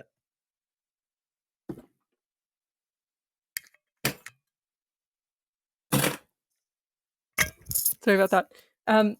Yeah. So, and I guess I would further say with respect to that list, I don't think people should be canceled for being critical of Israeli policy. Yeah, of course. You should be able to criticize what is Netanyahu's role in the rise of Hamas. Fair game. If you want to argue about the legitimacy of West Bank settlements, Yeah, you shouldn't be canceled for that. yeah, And if you want to say, look, I saw someone frame it as, look, Palestinians, what's unusual and distinct about them historically is that they're a conquered people who refuse to accept that they were conquered and they're fighting back. And, maybe someone wants to attribute some nobility to that.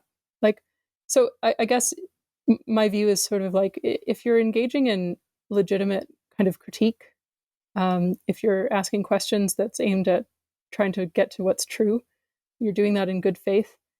I would consider that a totally different category than um, from the river to the sea. Like this is literally taken out of the charter of Hamas and calling for the extermination of Jews in Israel and maybe internationally as well.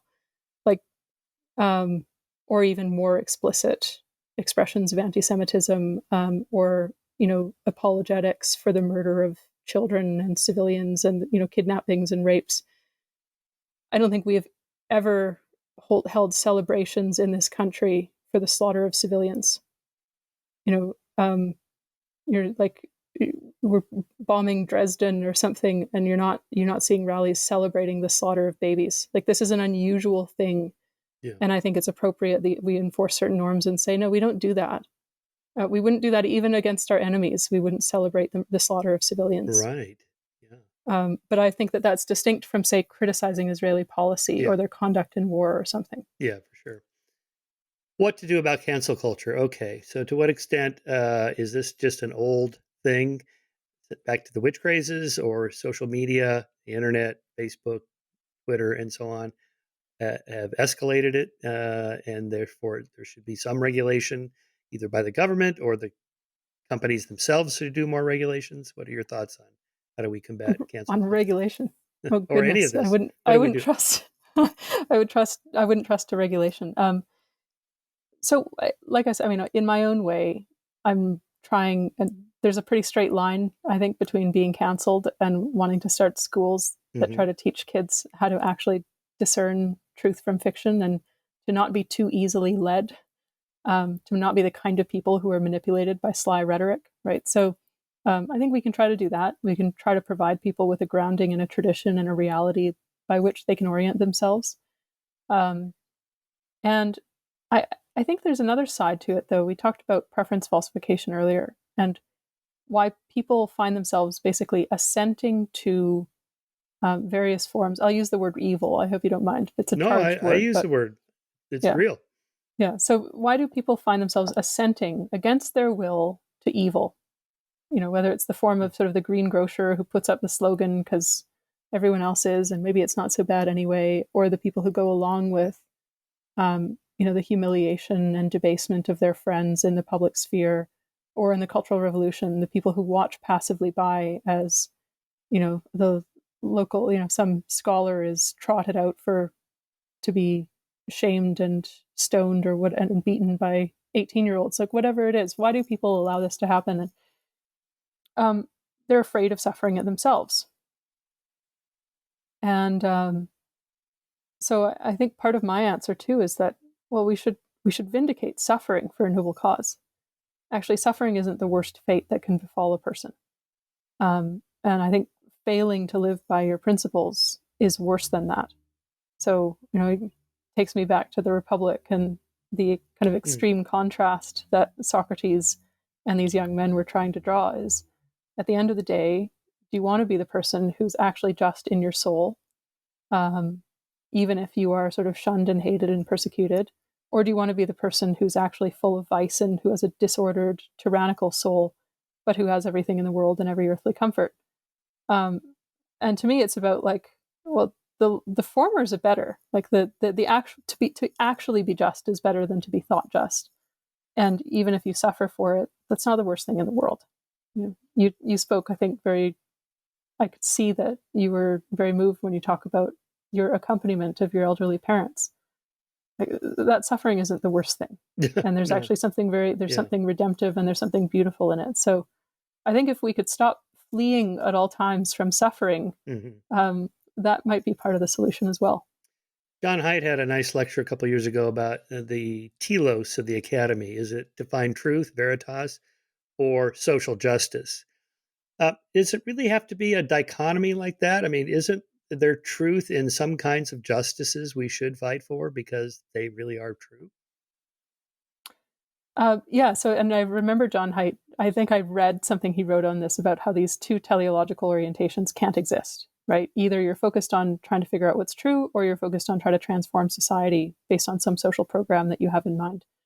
Um, and they conflict in areas like, I don't know, equity, right, or trying to achieve equal outcomes for different groups or something.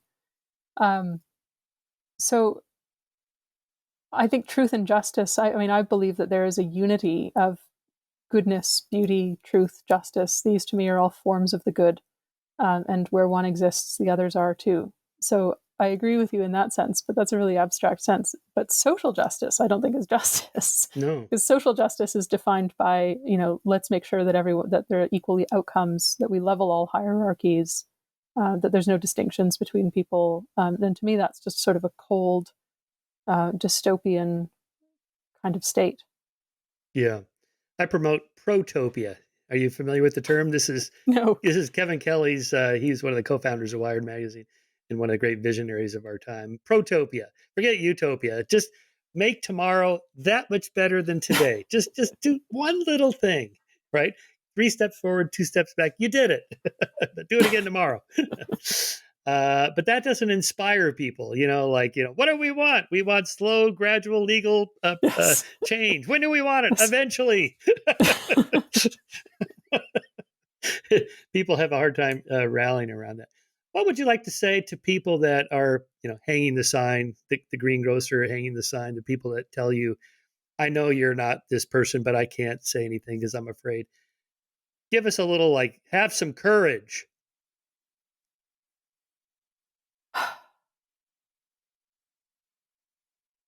Have some courage. um, what would I say to them? Well, in a way, I Well, mean, I guess what I'm I would say, asking, look, I I yeah. I remember my friends, and Mm, and they always say that when you're canceled or when you experience some kind of analogous event, you'll see who your real friends are. mm, I don't totally believe that, because I think it does take a special kind of courage to stand by someone in these circumstances, and the people who don't aren't bereft of any other virtues. It's just that they lack that particular courage. But um, no, but and this, it comes through in the writing of all exiles and wrongly accused people, is that they remember their friends and hold them dear in their heart, and the ones who are not with them in those times can never achieve that kind of um, trust again. And so I'd say try to be worthy, try to be the kind of person who is deserving of trust, and someone that in your own soul that you've acted with integrity and with courage. Um, and I think when we talk about remedies to cancel culture in a nutshell, to me, is it's basically an inversion of what real virtues are. So it's the performative aspect, right, at the expense of the real thing. People who want to act like they're really good people by condemning and shunning someone without doing the difficult inner work. And when you think about it in terms of what is actually courageous, charitable, just, true, how can I actually be a good friend to someone? How can I be humble in recognizing the limits of my knowledge, and maybe sort of prudent and slow to judge for that reason? I think when you actually ask yourself these questions, usually it becomes really clear what the right course is. So I would just hope that people would remember to ask themselves those questions rather than asking what is going to be popular or expedient and what's going to help me in the short term. mm. Certainly, those are things hopefully we can teach children, which is one of your missions there. But I guess, I mean, if enough of us stand up to cancel culture, it won't work. I have That's right. examples of this. Trader Joe's, big supermarket chain here. tried to get canceled when people objected to their Trader Jose's brand of Mexican food. Oh, cultural appropriation and so on, and everybody, we should boycott Trader Joe's. And Trader Joe's just issued a statement saying, "No, we're sticking with what we like That's here." all it takes. And they just left him alone. It was like, oh, Yeah. you just stand Well, up to no, him. I mean that really is all it takes. I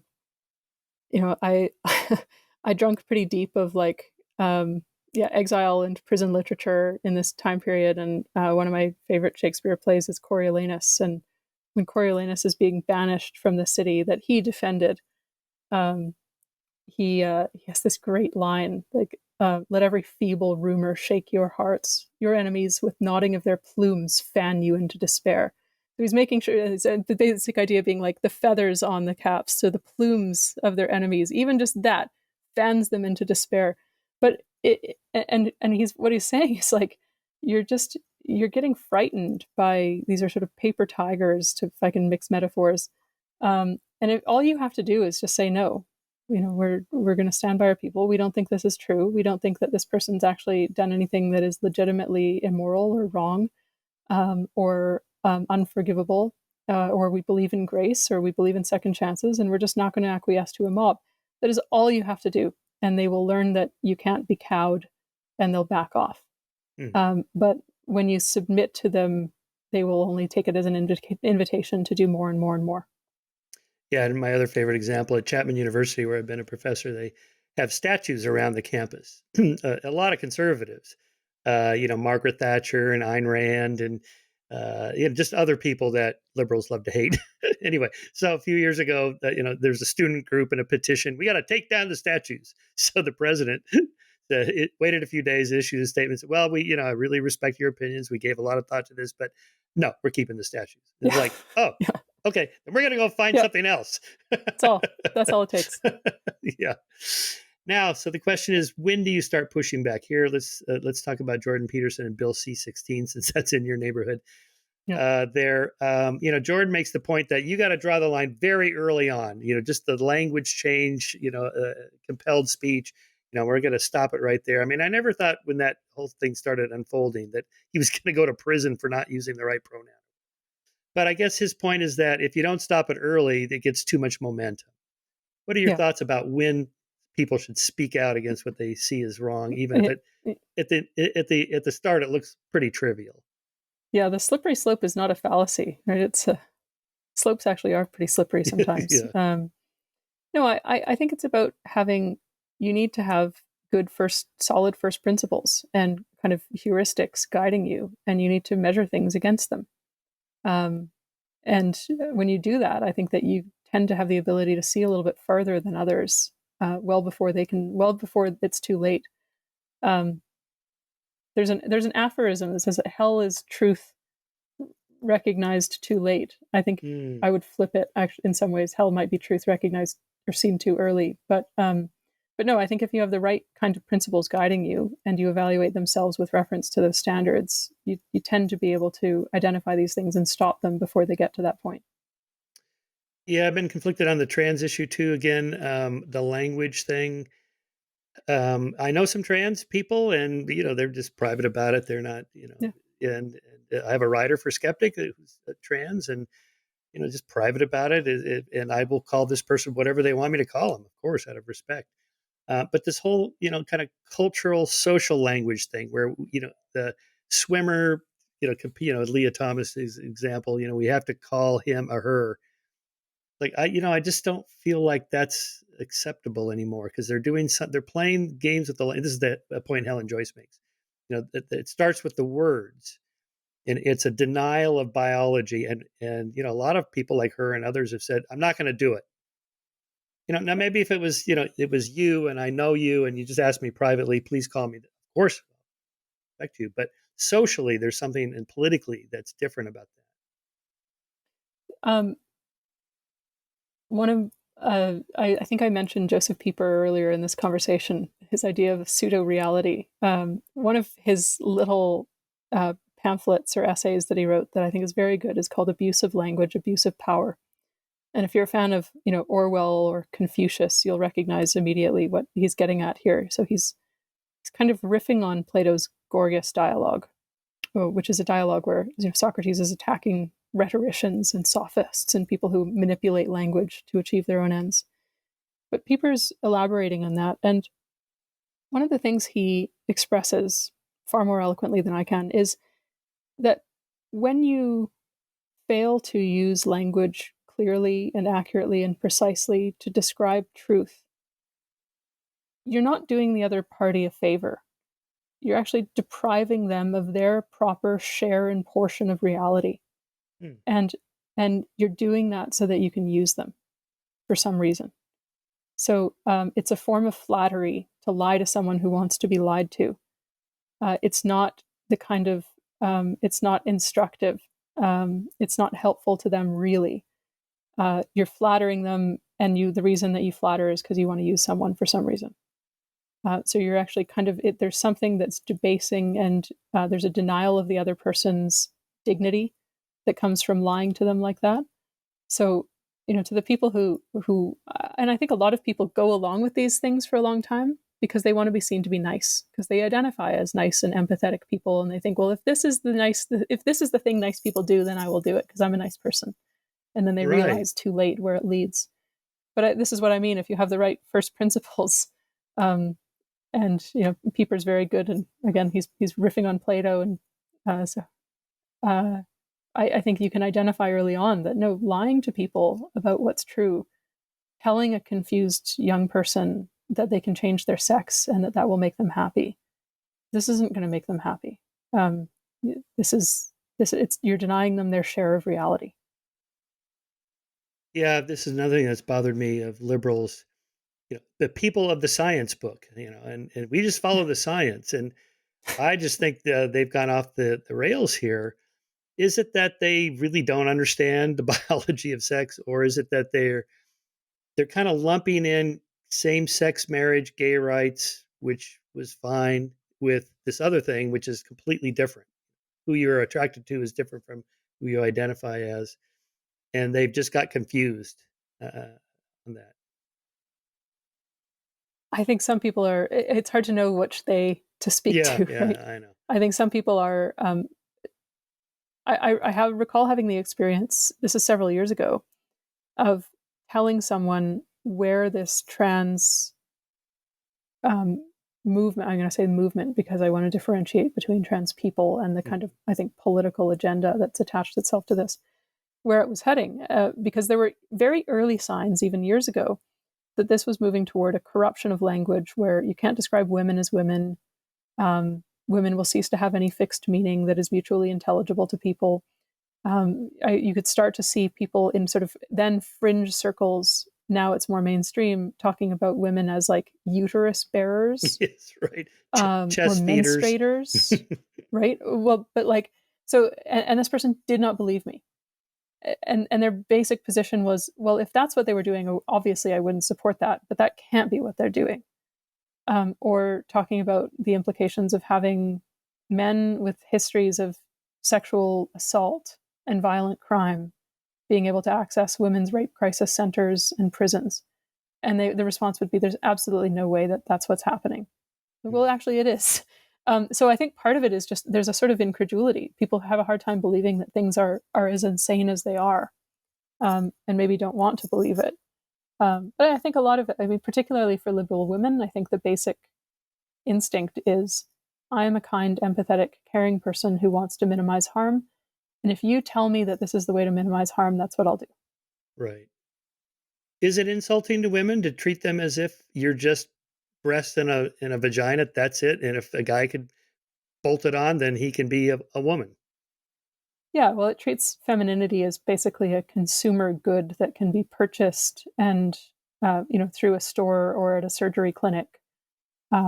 So, yeah, I think reducing, it's not just insulting to women. I think it's insulting to us as human beings to think of the human person in such terms.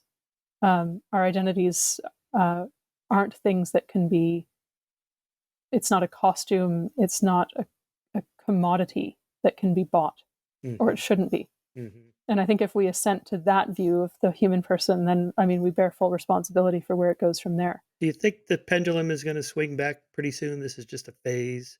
Maybe some lawsuits will turn it around. Specifically with pediatric gender transition, Hmm. maybe. It's certainly, I think the pendulum has already started swinging in the UK and maybe a little bit in the US and other parts of Europe that are now recognizing that there's actually no real evidence for pediatric gender transition. It doesn't improve mental health outcomes. It's not something that should be a sort of standard approach to. I won't even say treatment. It shouldn't be a standard approach. Um, I don't know if it's. I don't know what will happen in Canada. Canada still seems to be a place where Canada is an unusual kind of media monoculture. Um, so it's a weird place, but I hope so. Though, and I'm hope springs eternal with me. But I also I think with each pendulum swing, I feel like something is also lost, and there's always a risk of the pendulum swinging in ways that you don't quite anticipate or hope for. Mm, right. Because my wife keeps asking me because she's been here for 10 years and her son is 7, and the craziness has been going on the entire time, and it's been getting worse. And I keep telling her, no, no, don't worry, this is all going to turn around any day now. So, like the recovered memory Yeah, movement in the '90s, came to that's true. kind of Yeah. an abrupt end with some lawsuits, and everybody realized you're not actually recovering memories at all; you're making up fake memories. And Yes. that's not how memory works. And the scientists that study that put an end to it, along with the lawyers that sue these. So I think that's possible, but then I see the trans, like pediatric gender transition stuff. I see that as not an isolated phenomenon in the way that recovered memories seems pretty Mm, isolated. This to me is part of it reflects a general transhumanist movement, a general revolt against reality, a desire to use technological interventions, chemical or surgical or otherwise, to try to alter um, the reality as it's given to us. So I don't see that pendulum swinging yeah. because I think people will continue to say that the purpose of life is about maximizing pleasure and our ability to do what we want and enact our will and act according to our whims. And we have technologies, social, technological, medical, etc., that increasingly allow us to do that. So I think that will continue for some time, Hmm. unfortunately. Yeah. You might be right. Yeah. The transhumanist movement, I didn't realize that it had changed so much because I studied it back in the '90s when it was, just like we're going to use science and technology to make life better. It's like, that sounds good. Cochlear implants for deaf people. That sounds good. Yep. Chips in the brain for Parkinsonian. Okay, that sounds good. I have 2 titanium hips.